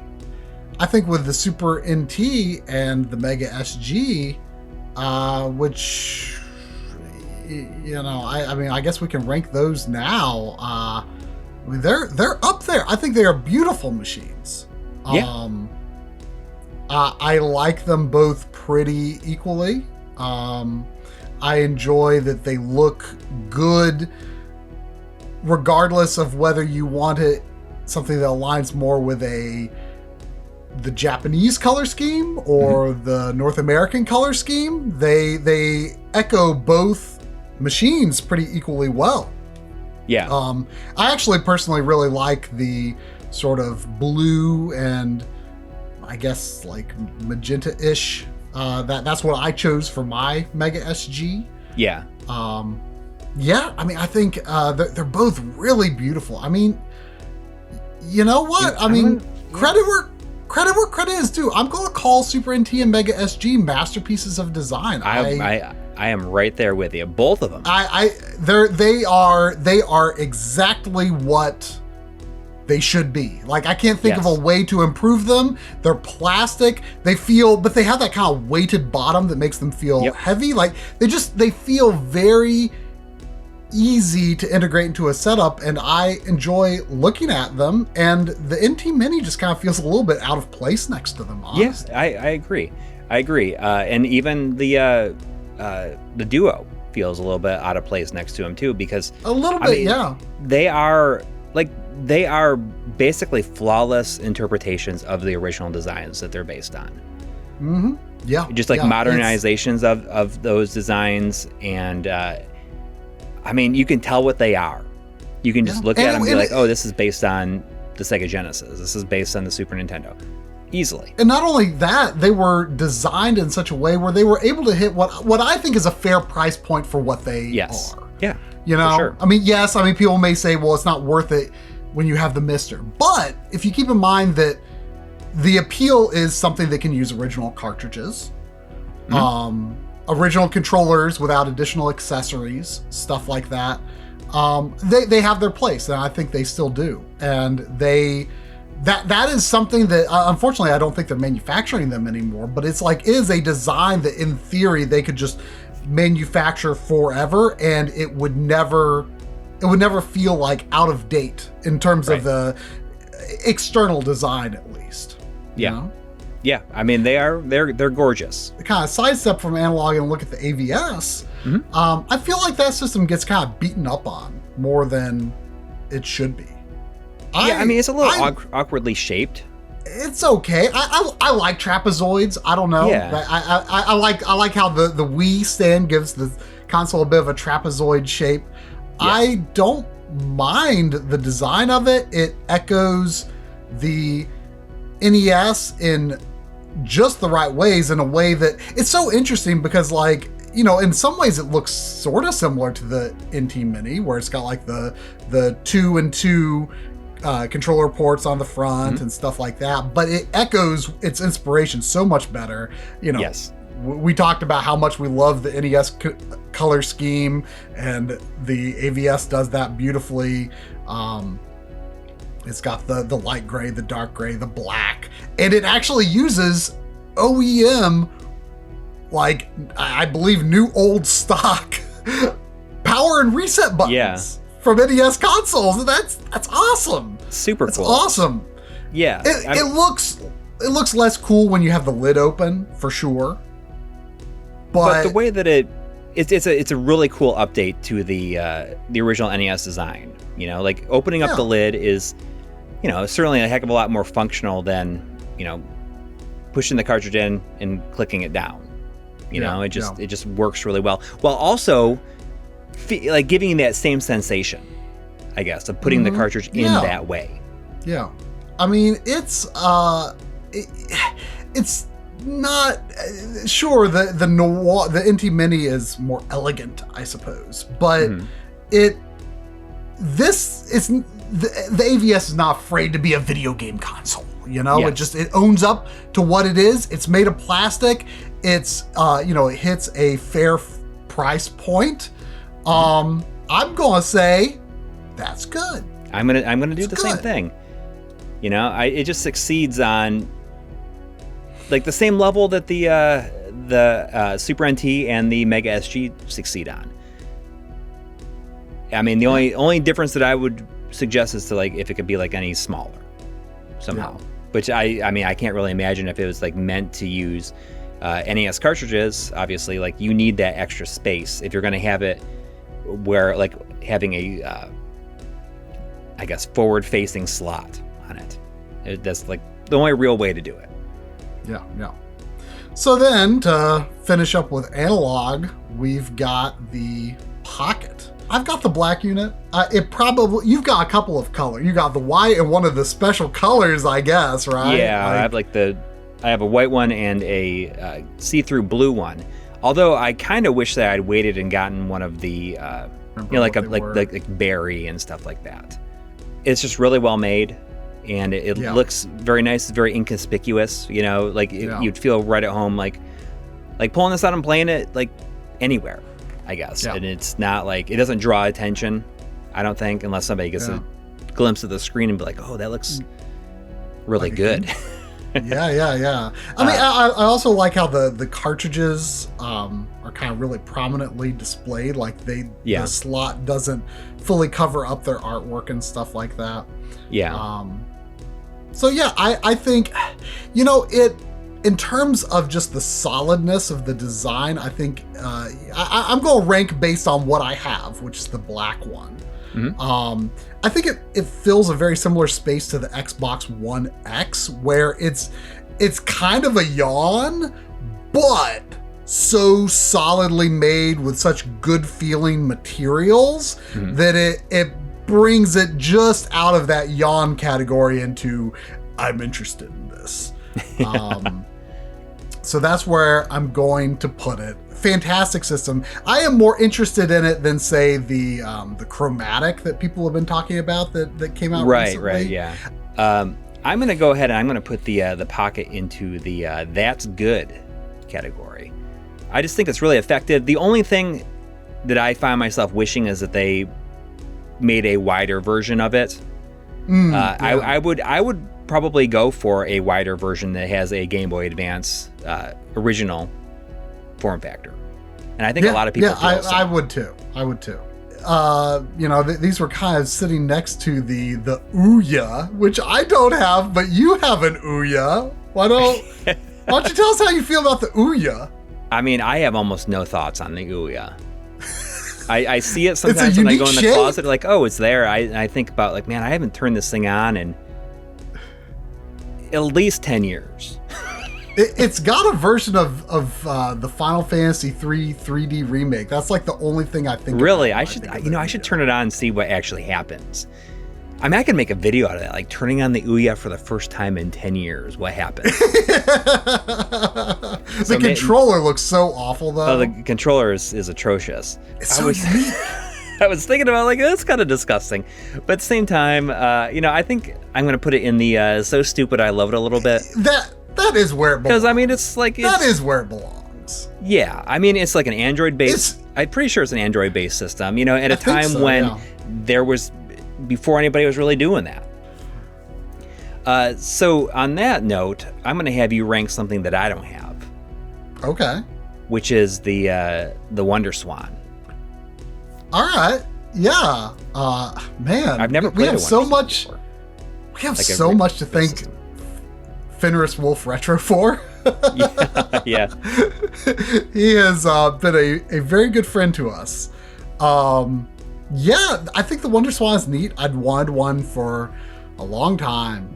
I have a Wonderswan Color specifically with a IP. I guess it's an IPS screen mod. It's one of the modern, backlit LCD screen mods, which looks, I think, actually functions a lot better than the Game Boy screen mods I've used. It doesn't have like the flicker retention issues and stuff like that. The D-pad on those are kind of bad. They don't rock, they're just individual buttons, kind of like a Switch, but much less functional than a Switch D-pad, I would say. Yeah. But it's got some clever ideas, it's made to go into Tate mode, that's why it's got like the 2 D-pads. It's kind of stupid. I mean, it's got this weird potato-esque silhouette, I suppose. Yeah. It's weird. It's a little stupid, but I love it a bit. It's not something that I would consider a great design. Mm-hmm. But, they were doing something fun. They were having fun with it, and fun can be stupid, and that's okay. So while we're at it, why don't you rank something I don't have, the Neo Geo Pocket and the Neo Geo Pocket Color? Oh, okay. Okay. So, I mean, the thing with the Neo Geo Pockets is the stick. The clicky stick, makes that entire system, as far as I'm concerned. So, I mean, these are basically identical, except for one of them has it plays color games, and the other one does not. And I'm going to put both of those in the I'm interested in this category. I think they just are very solid handhelds, and they're pretty small too, which is nice. While both of us have Neo Geo MVS systems, there's no manufactured, sold for purpose, like from SNK Neo Geo MVS home version. You've got a very nicely designed Omega consoleized MVS. I've got a very simplistic MV1C, and its original just like kind of bare board with a bit of a plastic shell kind of covering it with a small super gun attached to it. So it's not something to rank. Neither of us have an AES because money, and it's maybe a shame though, because when I mentioned to our Discord that we were doing this video concept, a couple of people immediately were like speaking up for the AES, which I don't know. I guess I never really thought about it that much, because like it's always been so far into the back of my mind as something that's like, I will never own that. So I just don't even look at it, to be honest. Yeah. And, but people were saying like, oh, it's so slick, so sleek. Like it does not look out of place alongside modern electronics, modern consoles and other equipment. It just looks so slick, even today. I guess I'd never really thought about it before. Why don't we let's just like get through those DS systems? Because I mean, there's not very much to say. No, there's not much to say. Like, oh man, like you would think that something with 2 screens would strike a more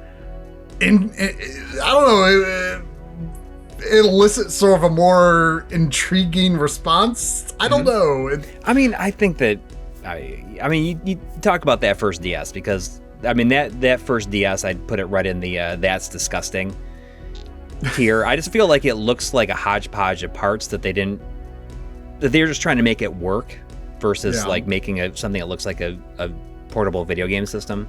Well, and it may have been rushed because, if you look back at that E3 2004, Reggie Fils-Aimé pulls out of his jacket, as they did back then, the Nintendo DS, and it's got this like black bezel around both screens that looks horrible. Horrible. The released unit looks a lot better than those prototypes that were at E3 the same year it came out. I mean, I don't know. I thought at the time, like, the DS Lite was this big upgrade, but as the years go on, I kind of look back at the original DS and I'm like, oh, like, I don't know. I hate it less than I thought I would all these years later. Mm-hmm. So I'm going to put it in so stupid I love it a bit. Yeah. I mean, I saw it and I was thinking like, oh, I don't really want that. But when the Lite was announced and revealed, I was like, oh, now that looks real slick. It takes, the clamshell design, but makes it so it just feels like a cohesive unit.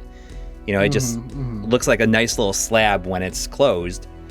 And similar to the GBA SP, where it's like the two halves close in a way that makes a straight line, which the original DS definitely doesn't. Yes. So I have a white one, and it's very much of that period where like it came out like a few years before the Wii. So it's glossy. Yeah, it is glossy, but it's also very like Apple inspired. It came out the same year as the Wii, the Lite. Oh, okay. So I mean, they obviously that was probably part of the inspiration for the redesign. It was, they were kind of aligning, I think, their design language between console and handheld. And it's very, very Apple inspired for the time. Yeah, which I feel that rush toward the Apple design that has not aged well in a lot of ways. Like, I think the Wii with its unique shape has aged okay, but like DS Lite. And we gotta be careful here. They are in the order of DS Lite and DSi. A little hard to tell with our images here. Yeah. So I'm gonna take I'm gonna put the DS Lite, which was I bought that on launch day. I did too. And so I'm gonna put the DS Lite in the that's good category.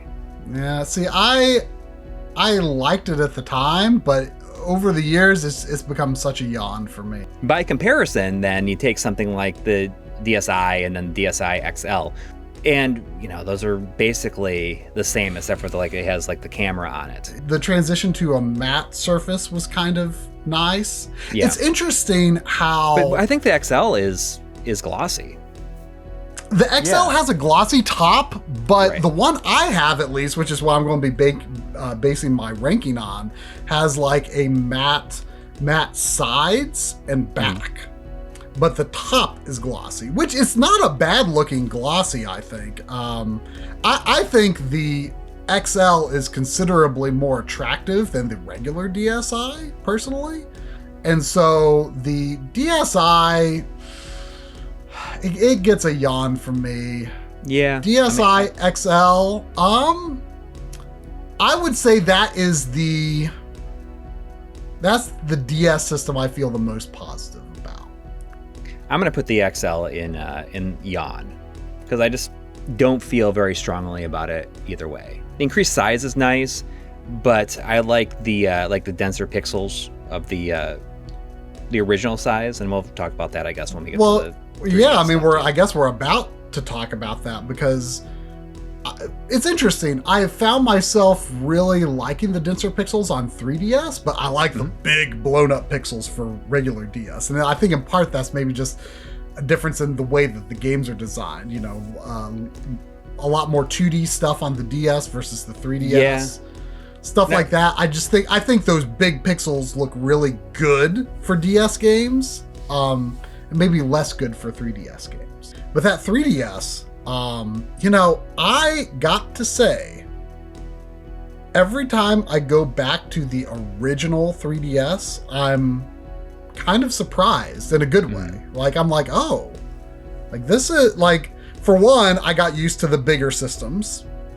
And then you look at that tighter pixel density, it's like, wow, that really does make these games look pretty good. Yeah. And also that launch system with the, I have the black one. Our icon here is the blue one, but even the black one kind of had a bit of a two-tone finish to it, where it's kind of got this, the back is this kind of gunmetal color with a bit of a gradient to it.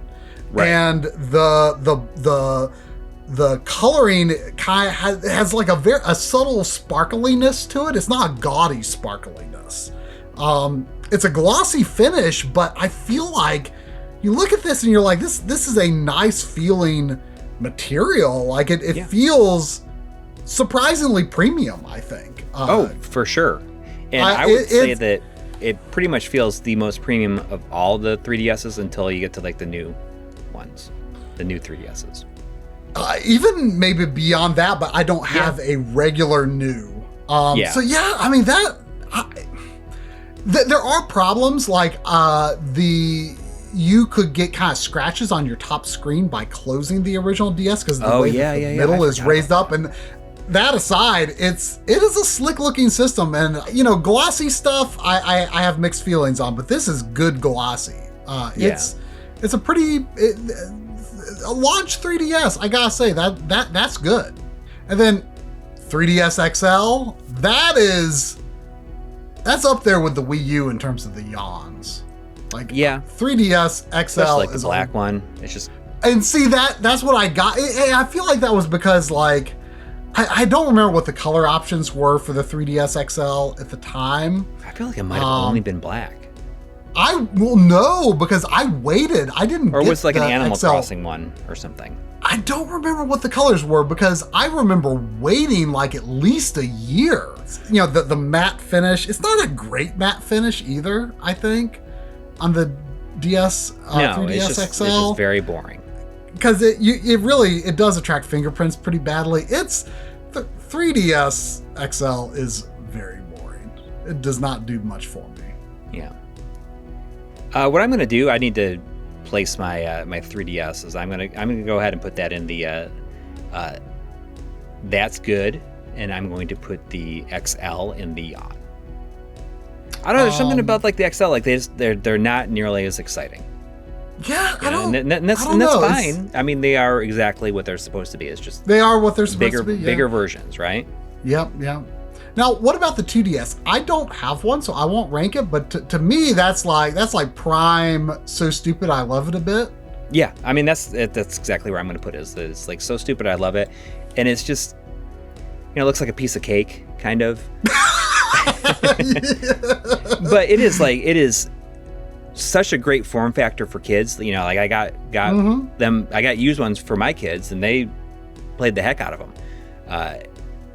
Which is, what they were designed for specifically, and they don't have any 3D nonsense if you don't use it. Because, I mean, I stopped using 3D for most games, like after a certain point. I love 3D. And it's just like, the color selection was cool. Like I got a red and black one for my son and a white and pink one for my daughter. I kind of wish I'd gotten like a 2DS XL before they were gone. But I'm a big fan of the 3D aspect of 3DS. And that was what was nice about the new systems, because they have that face tracking. I never found it to be that inconvenient to like hold the system in your head in the right place for 3D to work right, but that does make a difference. And here in the US, we didn't get the smaller new 3DS until a fair bit later, which you waited for that. You don't have an XL. I do have an XL now. Oh, you do? Okay. Our good friend Sean Quinn sent an extra one that he had that he was not using anymore. Just like, send it to me. Even though I'm gonna take that 3DS XL and I'm going to put it in the I'm interested in this tier.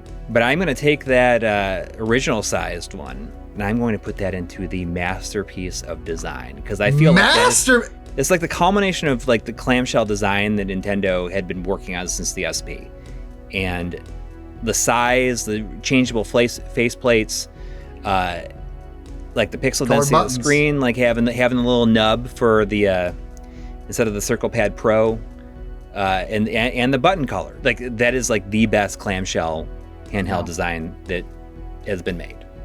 I regret in retrospect not getting one, because it'd been so long since I had looked at the original size DS. Mm-hmm. And when you do look at that original screen size, it makes a striking impression. Like I said, I think that the bigger pixels look good for DS games on the XL, right. But the pixel density on the smaller screens kind of looks better for 3DS.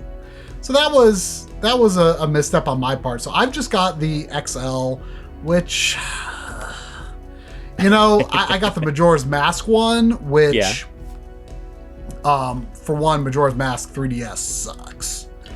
And also the material quality of that kind of gold plating that they put on it sucks. Because it started flaking off. My system is like this hodgepodge of where I bought off of Nintendo's website a replacement back plate for the Super Nintendo model. Mm-hmm. So it's got like this gold Majora's Mask on the front.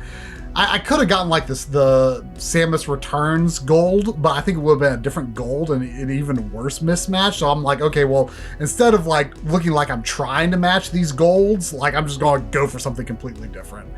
So my 3DS XL is kind of weird looking. It is the one that has the Katsukity capture mod. Right. So I mean, I consider it my main 3DS, of course. Mm-hmm. You know, it's got all my digital games and stuff on it. My specific system might be a bit of a, well, that's disgusting because of my mismatched plates, but yeah.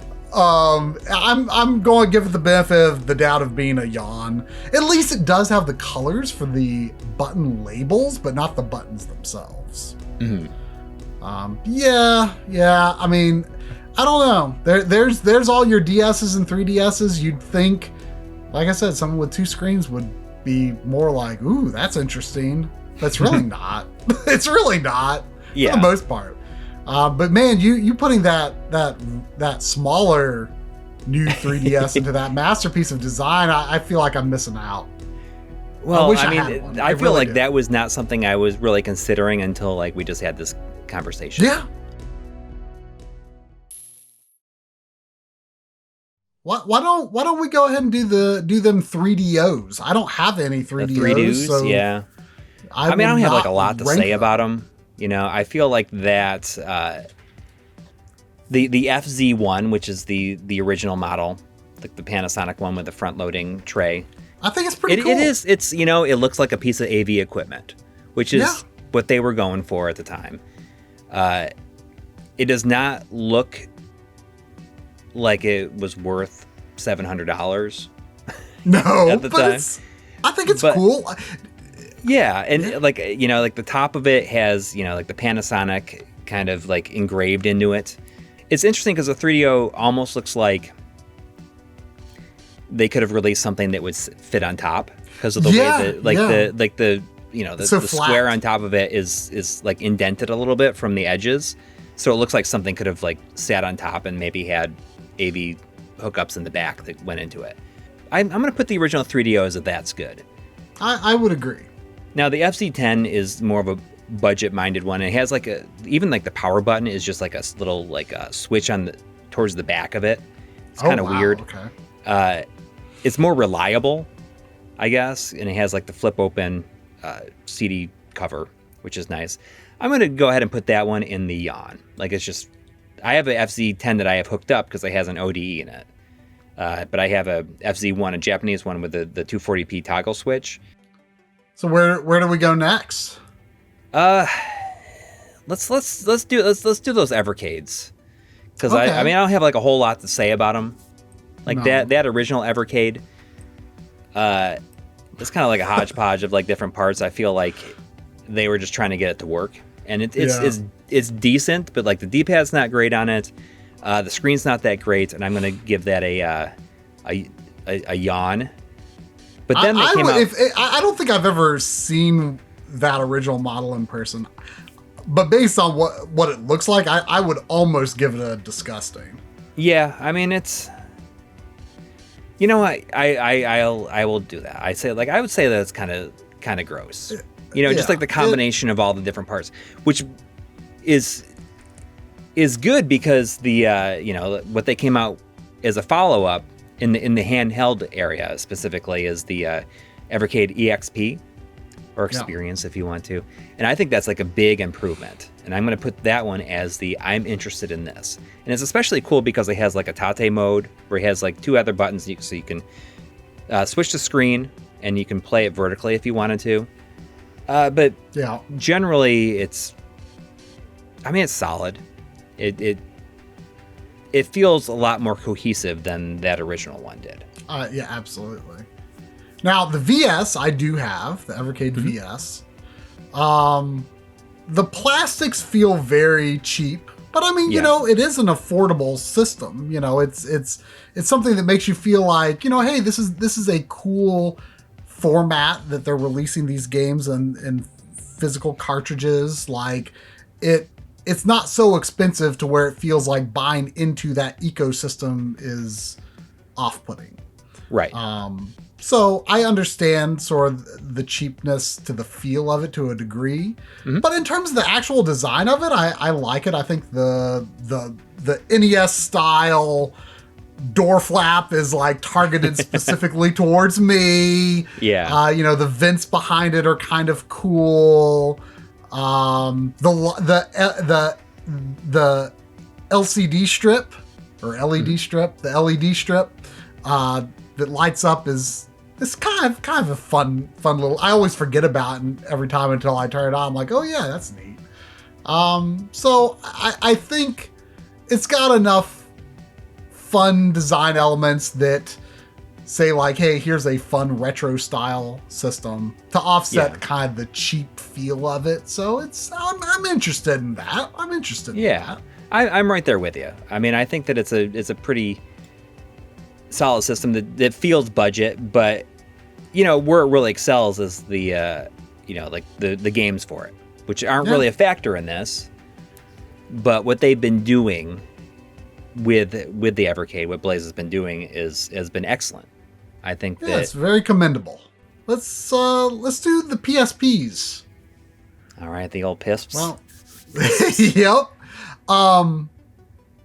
I think that the silhouette of the PSP is pretty cool. Like it's got like the flat top has kind of got the notches and then the curved sides.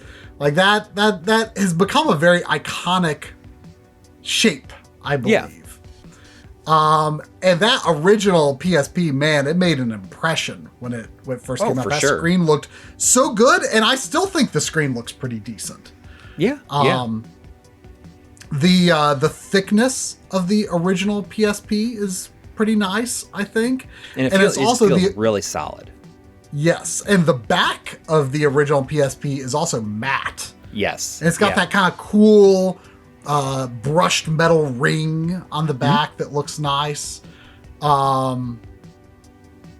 think the original PSP might be a masterpiece of design. Ooh. I think it's pretty darn. It's borderline. It just makes the cut. But I think the original PSP is pretty slick. Yeah. Pretty slick. Well, I'm going to take that original PSP and I'm going to put it in the that's good section. I think it's just really like solidly built. But that was not the first PSP that I had.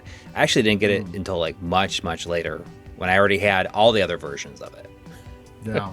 I would say that that thickness and the matte back does make the original a nicer design, but only by just a little bit. I mean, the 2000 and 3000 followed the design philosophy closely enough to only be downgraded to that's good for me.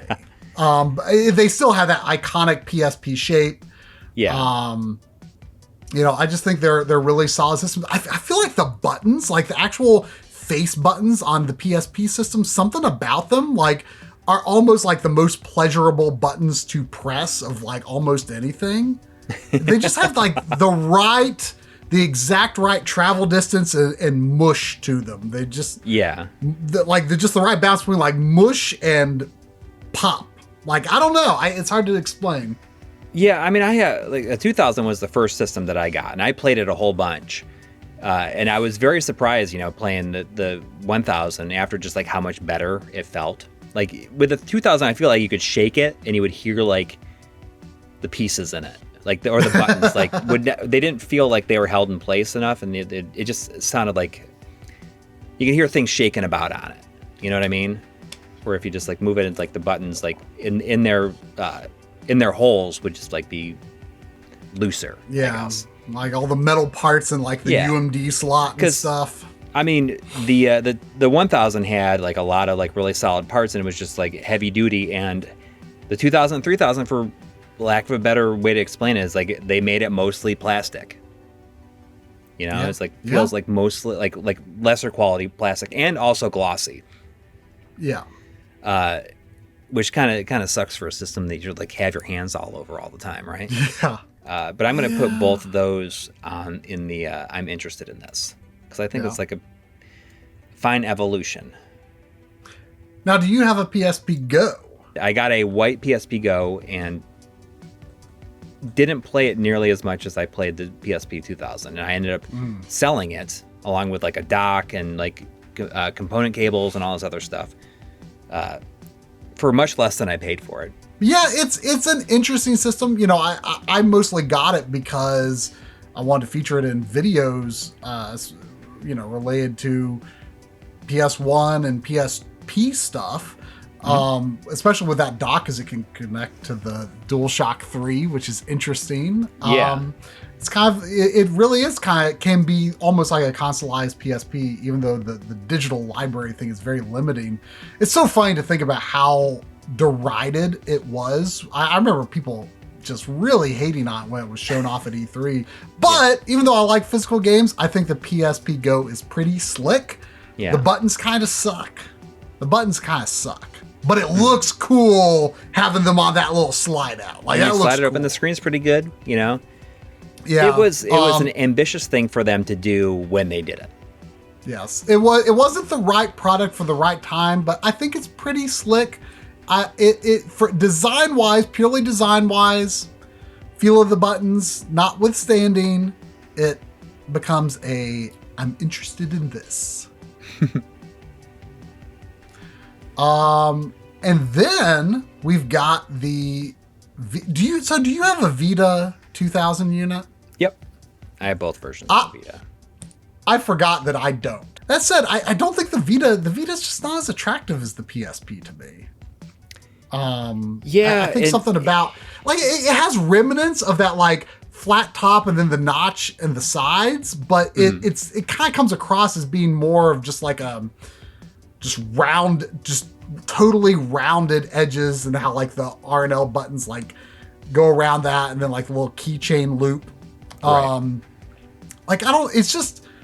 It's cool, but just something about it is a less interesting shape to me. So I'm only going to put it one level below the PSP 2000 and 3000 into I'm interested in this. Mm-hmm.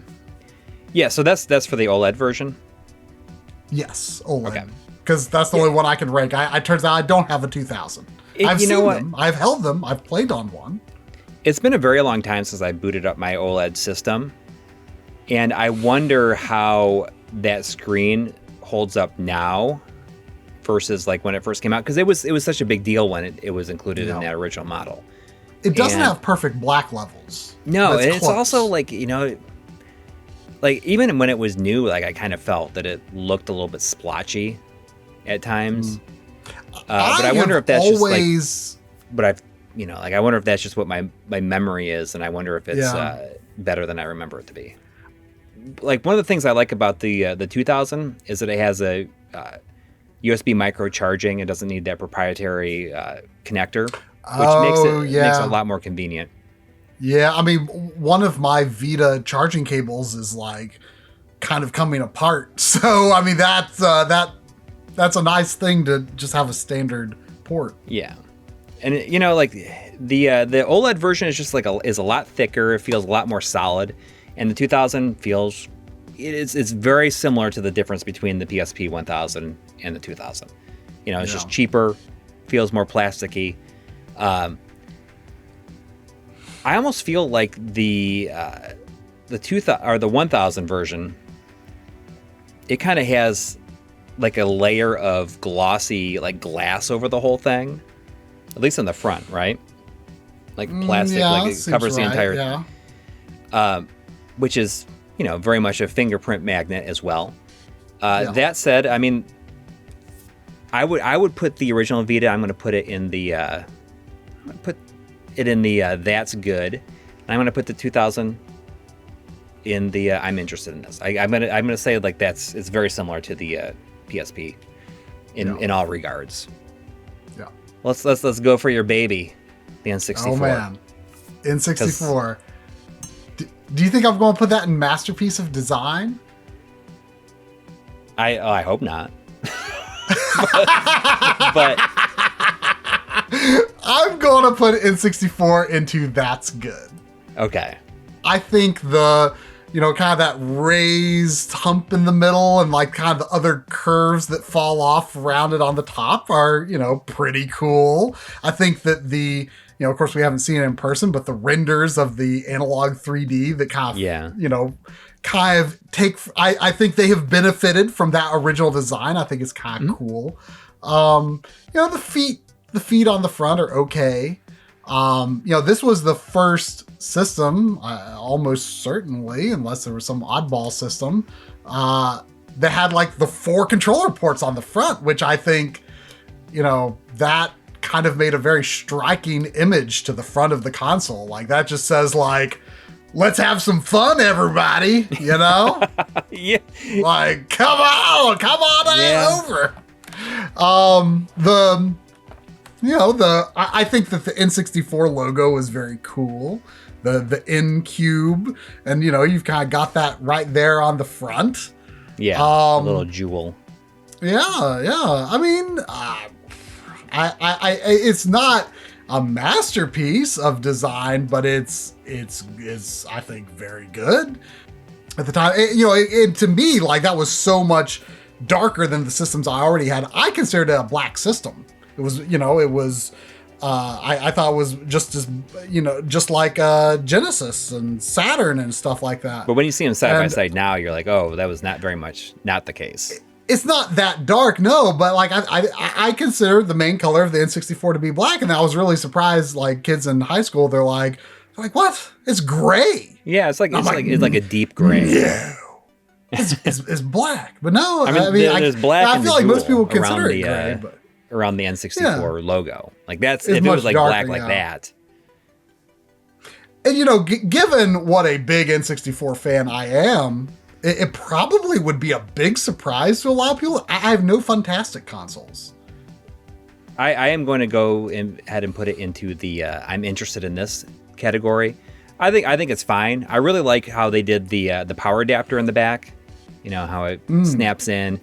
Is much nicer than having a big power brick or even like an internal power supply.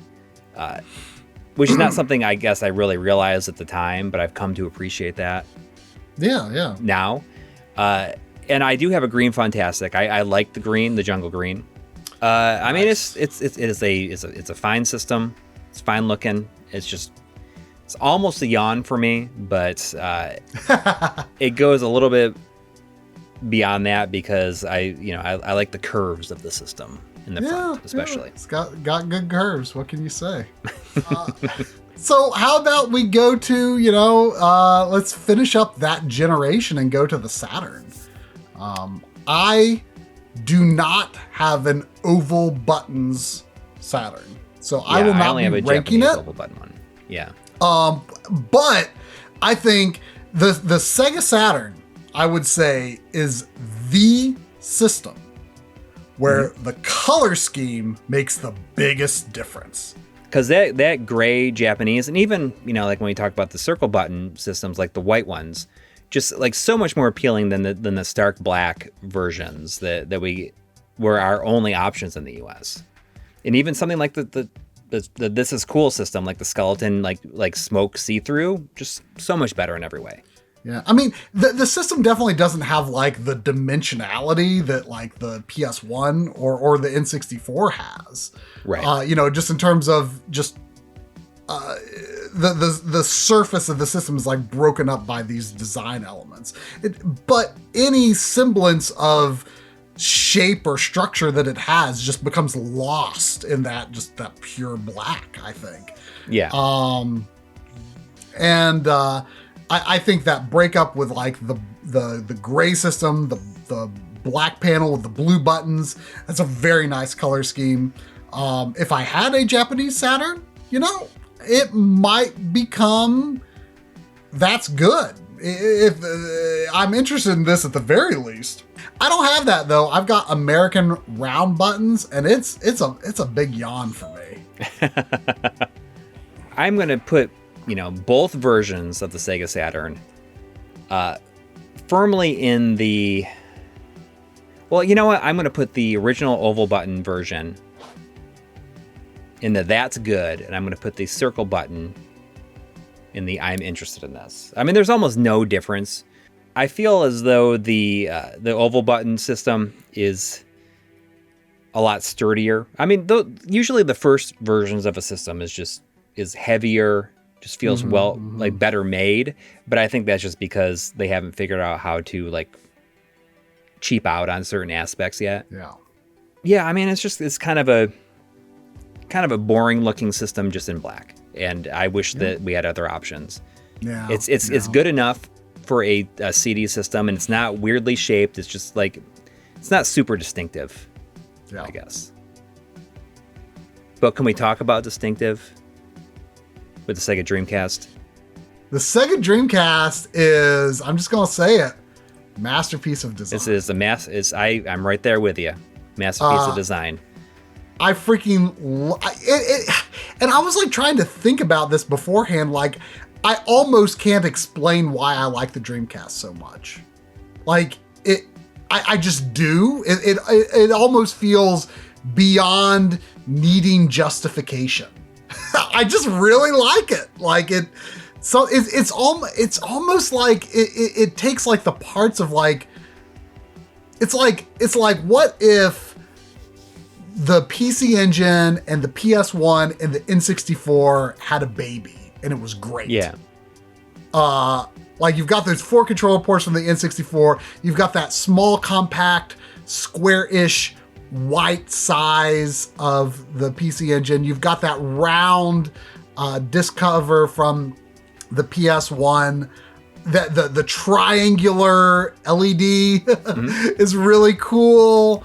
I really have a soft spot for systems that aren't that much bigger than like their game media. Yeah.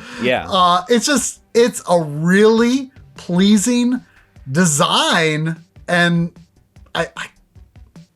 it feels like there should be more to say about it than there is, but it's a masterpiece, and I almost can't even communicate why. I really love looking at the Sega Dreamcast.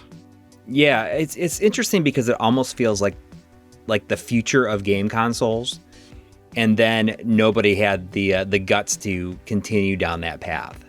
I mean, they took away the reset button. I mean, that's forward thinking.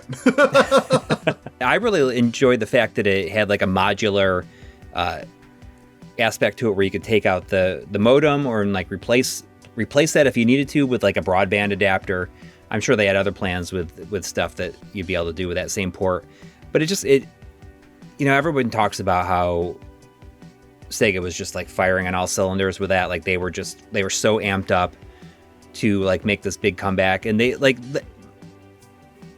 literally did everything right. I mean, there's lots of stuff to be changed with the controller, but but yes, it's just, we digress. Yeah.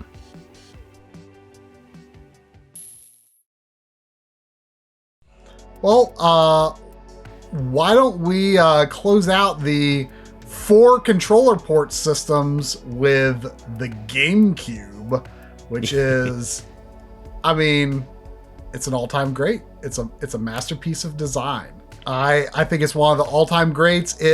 I think when it came out, like, people thought maybe it looked a little childish. The purple was not a very popular thing at the time. Like, people thought it probably looked like a toy. And, you know, me being a teenage boy, of course, I'm going to go for the black system, which now I look at, you know, I've got an indigo, I've got a black, yeah. I've got a silver, and now I look at that black system almost with a bit of shame, thinking like, who did you think you were?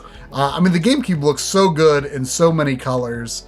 I think just that compact design. I think the ventilation on the sides worked really well, just in terms of it was pretty easy to work into your setup. I like, you know, even the arrangement of like the on the points of the cube of the open, reset, power. The handle, which supposedly it came out recently that like Nintendo actually was like, don't actually carry the GameCube by the handle. Yeah, but why would you not? Yeah. And of course, I think it looks even better. Don't use the handle to bludgeon somebody with the GameCube.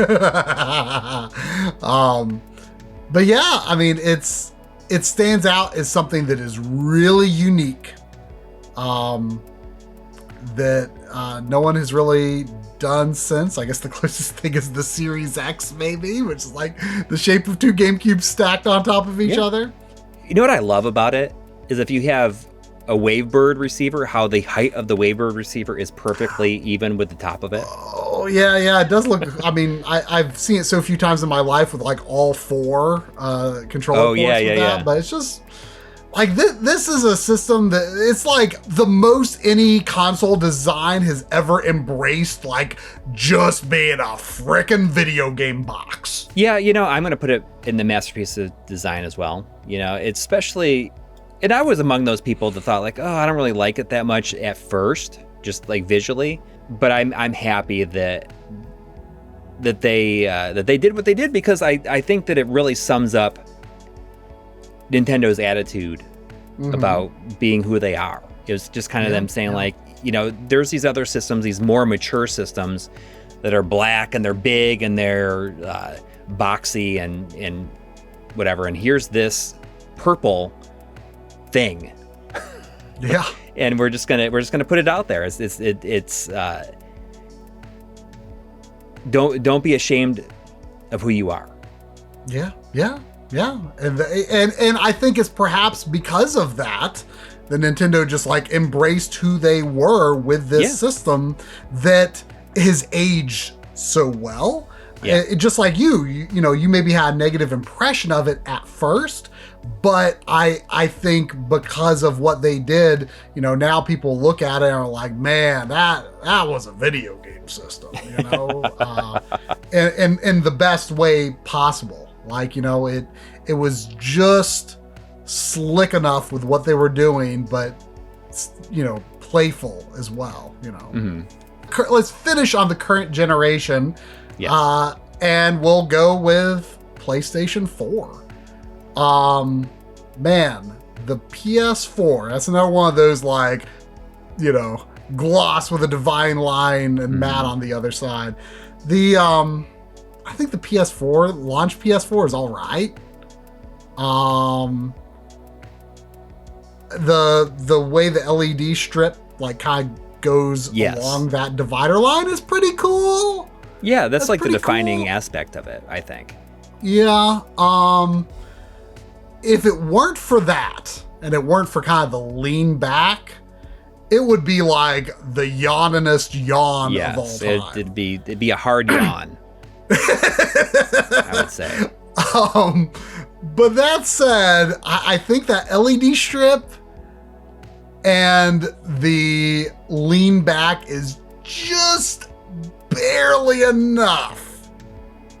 Just barely. And I'm like still debating like, maybe I'll put it back in the yawn. But I think it's just barely enough. I'll put it in the I'm interested in this. Yeah. I mean, that's I'm going to put it in the I'm interested in this, and that is like certainly not like a glowing statement, I guess.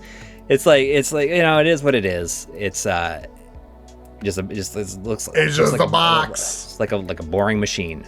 Again, this was the era of that. The machines that launched in 2012 and 2013 were all about, or at least they tried to be all about, like just disappearing. You don't think about the box. The box is not important, which I don't like. So that's why it's almost a yawn, but that lean, that LED strip, it gives it a little something. I do remember at the time that it was first unveiled, especially in contrast with the Xbox One. I remember people were saying like, wow, the PS4 like almost looks like we got the slim version first. Right. It was a return to like PS2 ideals, I guess. In a lot of ways. Yeah. Which is, I think, what they wanted. They wanted people to think. I could see like looking at that and be like, oh, that kind of looks like the sequel to the PS2. I'm gonna put the Pro in that same category. I feel like the Pro, it's just like an extra layer, and we neither of us have like a PS4 Slim. Where's that triple decker? You go from the 2 layers of the PS4 to the 3 layers of the PS4 Pro. Like, in some ways that almost makes it a candidate for so stupid, but I love it a bit. But I mean, it's like the original with its 2 layers is just 2 pieces of bread, and now meat in between. now we've gone for the real deal, and it's a real sandwich. But it is effective at conveying like this thing is more powerful, right? Triple decker. So it's certainly it is also pretty close to a yawn, like the launch PS4, but I guess I like the Pro a little better. It was less interesting what they did with the LED strip, but but the trade-off was it's an all matte design with no gloss, so that is a plus. Win a little, lose a little. So why don't we, the first of the current gen to launch, if, Nintendo's a little misaligned, but I still consider it current gen, is the Switch. And man, how do you even consider the criteria for this? Because I was thinking about this. Like, how do you think about the criteria? And this is a system where the controllers have to come into play. Yes, it's part of the. It's the overall. Just like a handheld system. Yes, it's part of the iconography of the Switch, without a doubt. But the Switch itself, it's a freaking tablet. Like it is just on its own without anything attached to it. It's a big yawn. Yeah. Oh, for sure. Put those Joy-Cons on it, and it creates an iconic image. Put it in the dock though. The dock, I remember my first impression of opening the box on launch day. I'm like, wow, this thing feels like a piece of crap. But when you have those Joy-Cons sitting off the side of the system or appearing on the dock, the basic, non-OLED Switch, it's okay enough. It's almost a yawn, but it's got enough distinctive elements to bring it up to I'm interested in this, I guess. Mm-hmm. Yeah, I'm going to say that same thing, but I'm going to put the OLED in the I'm interested in this, because I feel like the beefier kickstand on the back goes a long way to make it feel like a lot more of a solid system. Actually, I'm gonna put the original Switch in the I'm interested. I'm gonna put the OLED in the that's good. Well, my personal OLED is the Tears of the Kingdom model, which I do think has a very cool. I think some people are kind of split on it, but I personally really like it. I think the Joy-Cons are cool. Some of the better Joy-Con options Nintendo has done. I think the dock is cool. I'm glad I got that one. I do think it's a pretty cool special edition. And it makes me like the look of the Switch just in general a lot more than I would otherwise, but I still think that a lot more is still in the I'm interested in this range. Yeah. It's not quite that's good. I don't know. Now, the light, I don't have a light. If I were ranking it though, it might almost be well, that's disgusting. I know you use the light quite a bit. I find the light to be a lot more portable. Mm-hmm. And that's when I travel, I don't take my original Switch anymore. I just take the light. Yeah. I think that I don't love the colors. I mean, no, I don't like the color schemes are almost all terrible except for the like kind of the dark blue is nice.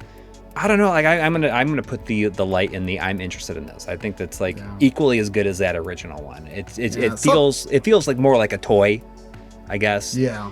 I mean, both the Switch and the light feel like more like a toy compared to the OLED. The OLED feels like just so much sturdier. Like yeah, absolutely.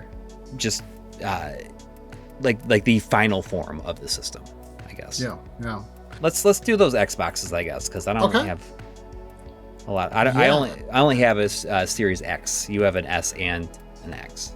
Yeah. So I got the S because, there was this like whole retail mode emulation thing that you could do through the without needing to be like in developer mode and stuff like that. But yeah, the Series S, it's okay. It feels like something is missing because it is. No disk drive. So the front looks a little flat and lacks character. The vent on the top is kind of neat in like horizontal mode. In vertical mode, like it just kind of can't get away from looking like a speaker, I feel. Yeah, I mean that's I don't even know what's going on with that. Yeah. Like it just looks like a speaker. Is it kind of like a soft, like a rubber or anything like that? Is it like rubber? No, or it's just hard plastic? I mean, it feels like good quality plastic for sure, but I don't think it's metal. I don't know. But it feels sturdy. Like whatever material it is, it looks sturdy. It gets hot actually. It definitely looks better horizontal than vertical. It is okay. It's not quite a yawn. I mean, they were going for something with it, so I guess I am just barely interested in the design of the Series S. Series X, meanwhile, I think they really went for something more unique this generation. We've never seen like something that was really like quite a tower in the way that the Series X is. Right. It looks a little weird horizontal. I have it looks vertical. wrong horizontal. It looks wrong, especially because like the bottom, like like when you see the bottom, what would be the bottom if it were vertical? When you see that on its side, like it just looks wrong. Like it's like this is not something that you are supposed to see. Right. So that really kind of like almost encourages you toward a vertical orientation. And also like, I always thought it was kind of a miss on these newer Xbox systems.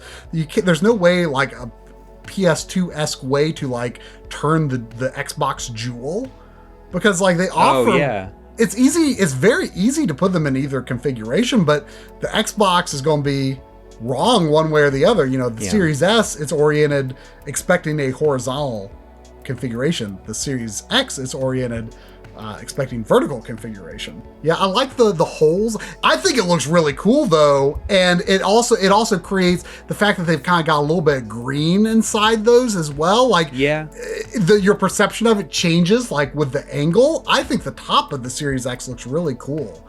I I think Series X is easily the best looking current gen console, and I'm going to say that's good. Yeah, I mean, I feel like you kind of I was very ready to put it in the I'm interested in this, but I would agree. You know, like it's very much positioning itself as a consoleized computer. It looks like a PC tower in a way. Yep. And it's kind of amazing how much it stands out for being as boring as it is. Yeah. It defies expectations in that way, I think. Yeah. I think so I'm going to go ahead and put in that's good, which is I appreciate what they're going for, and they are able to make it work, and it might disappear in your setup, but at least it can disappear in your setup like perfectly fine, I guess. I don't know if that makes sense, but it's very good at being boring, which makes it better than being boring. All right, so we're down to PS5 and PS5 Pro. Neither of us has the slim PS5. Right. Oh, I'm man. I'm putting PS5. I'm putting in that's disgusting. It's like going for it. I'm just going for it. I really hate the design of the PS5. It is so obnoxious, and Me too. In just about every way I can think of. It is an inconvenient physical object. It is like maybe the most inconvenient physical object I own. Yes. Yeah. I mean, it like, I don't know. I just felt like they were like on drugs when they decided to do it. They just wanted. They're like, what's like the most obnoxious thing we can do with it to like make it stand out? Like it stands out, but like in none of the right ways, right? It stands out because it's annoying. It came with the stand that it came with. You can't like move it at all. Like every time I tried to like get behind it to plug something in or unplug something or do something, it like slides off of it. Yes. Oh, it's just horrible. I would be very interested bottom, in like, if it had a flat bottom. Listen, if it had a flat bottom, like I would forgive everything. It would be fine. Yeah. It's just easily like my least favorite console design that has come out, and like it's one of the systems that we use the most. Like it's a good platform, but annoying as heck. It's impressive that they like committed to it so thoroughly. I do not like the PS5 design. I do not like how inconvenient and annoying it is to set up and move and do anything with. But I do appreciate that they got away from the black box that disappears into your setup. I appreciate that they tried to do something, but they failed. Much like the Analogue NT Mini is wallowing in its grandioseness. It's not disgusting in a traditional sense, but I feel like PS5 is also wallowing in its ambitions, so look at how weird this is. Isn't it so cool? Yeah. Like how weird it is. Like what? Yeah. So what they did with it. I agree. I'm playing it, and that's disgusting. That was where I was leaning. I was a little torn though, because at least it's not just a black box, but it is so far in the other direction that it becomes. I am inconvenienced by its existence, even though I enjoy playing games on it. I could not wait for like the Pro to be announced, thinking like, oh man, all they need to do is like put a flat bottom on it, and I'd be there day one. And then they announced the Pro, and it is what it is. It is what it is. But you still got it day one, even though you didn't kind of want to. Right.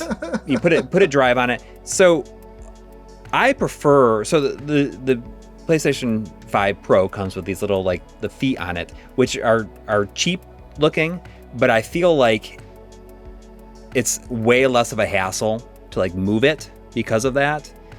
We're gonna have to worry about sliding off. I feel like they are aesthetically worse than the original stand.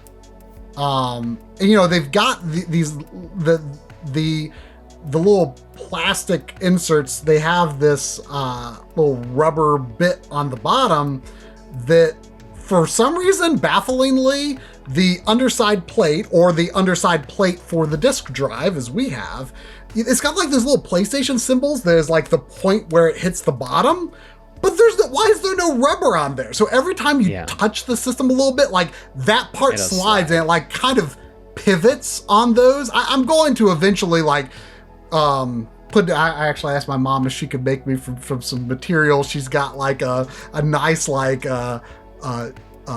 mat to kind of put down where the PS5 Pro is. I don't know. Like, I mean, if I'm putting PS5 in That's Disgusting, I'm also putting PS5 Pro in That's Disgusting. It's like an improvement in some ways, but like, I don't know. Like, it's not an improvement in the right ways to really elevate it. I still think it's an annoying box. I think the disk drive looks worse as well. Like, because it's like, it kind of, you know, the disk drive on the original model like kind of has a gentler curve into its like bulge, whereas like the Pro and Slim disk drive is like kind of more like a drop, and there it is. Like it's a less. I think the disk drive curve is less pleasing. Although I do like the button next to the disk slot itself. I actually like. I kind of like that. Yeah. All right, so I'm going to put it in the so stupid. I love it because it's so stupid that they tripled down on this design. But I love it a little bit for not being as bad as the PlayStation 5 Fat. You love it just a bit. I love it for like not being as bad. Yeah. You know what I mean? Like, it's like, you know, it's so stupid they did this, but thank you for not being quite as bad as the Fat was. I'll be interested to see what they come up with the PS6, because I feel like they're not going to like have something weird like this, because it seems like now, like the even generations is when they're going for like a more standardized boxy look, and maybe like the odd generations will be, you know, like the more experimental, weird, big, like goofy kind of stuff. Yep. So there we have it. We've done it. It took us a long time. But we did it. Hopefully, some of you made it to the end. Hopefully, some of you aren't hopping mad. And if you are, you know, find the link to the template in the description. Make your own, share it. Let us know what you thought, and if this was a fun format of something that maybe we should do again. I had fun doing this. Yeah, it's just fun to talk about it and to think about these systems in a way that I guess we normally don't. You know, and purely from a console design standpoint, from people that don't really know anything about designing consoles. Yes, but you know what we do know is how to put systems into a setup or shoot B-roll of them. So we have some qualification in that arena. So. Yeah. But anyway, I've got a hungry, fussy dog. And we should probably wrap things up. So thank you. All right. Happy holidays, and we'll see you when we see you. See you next time.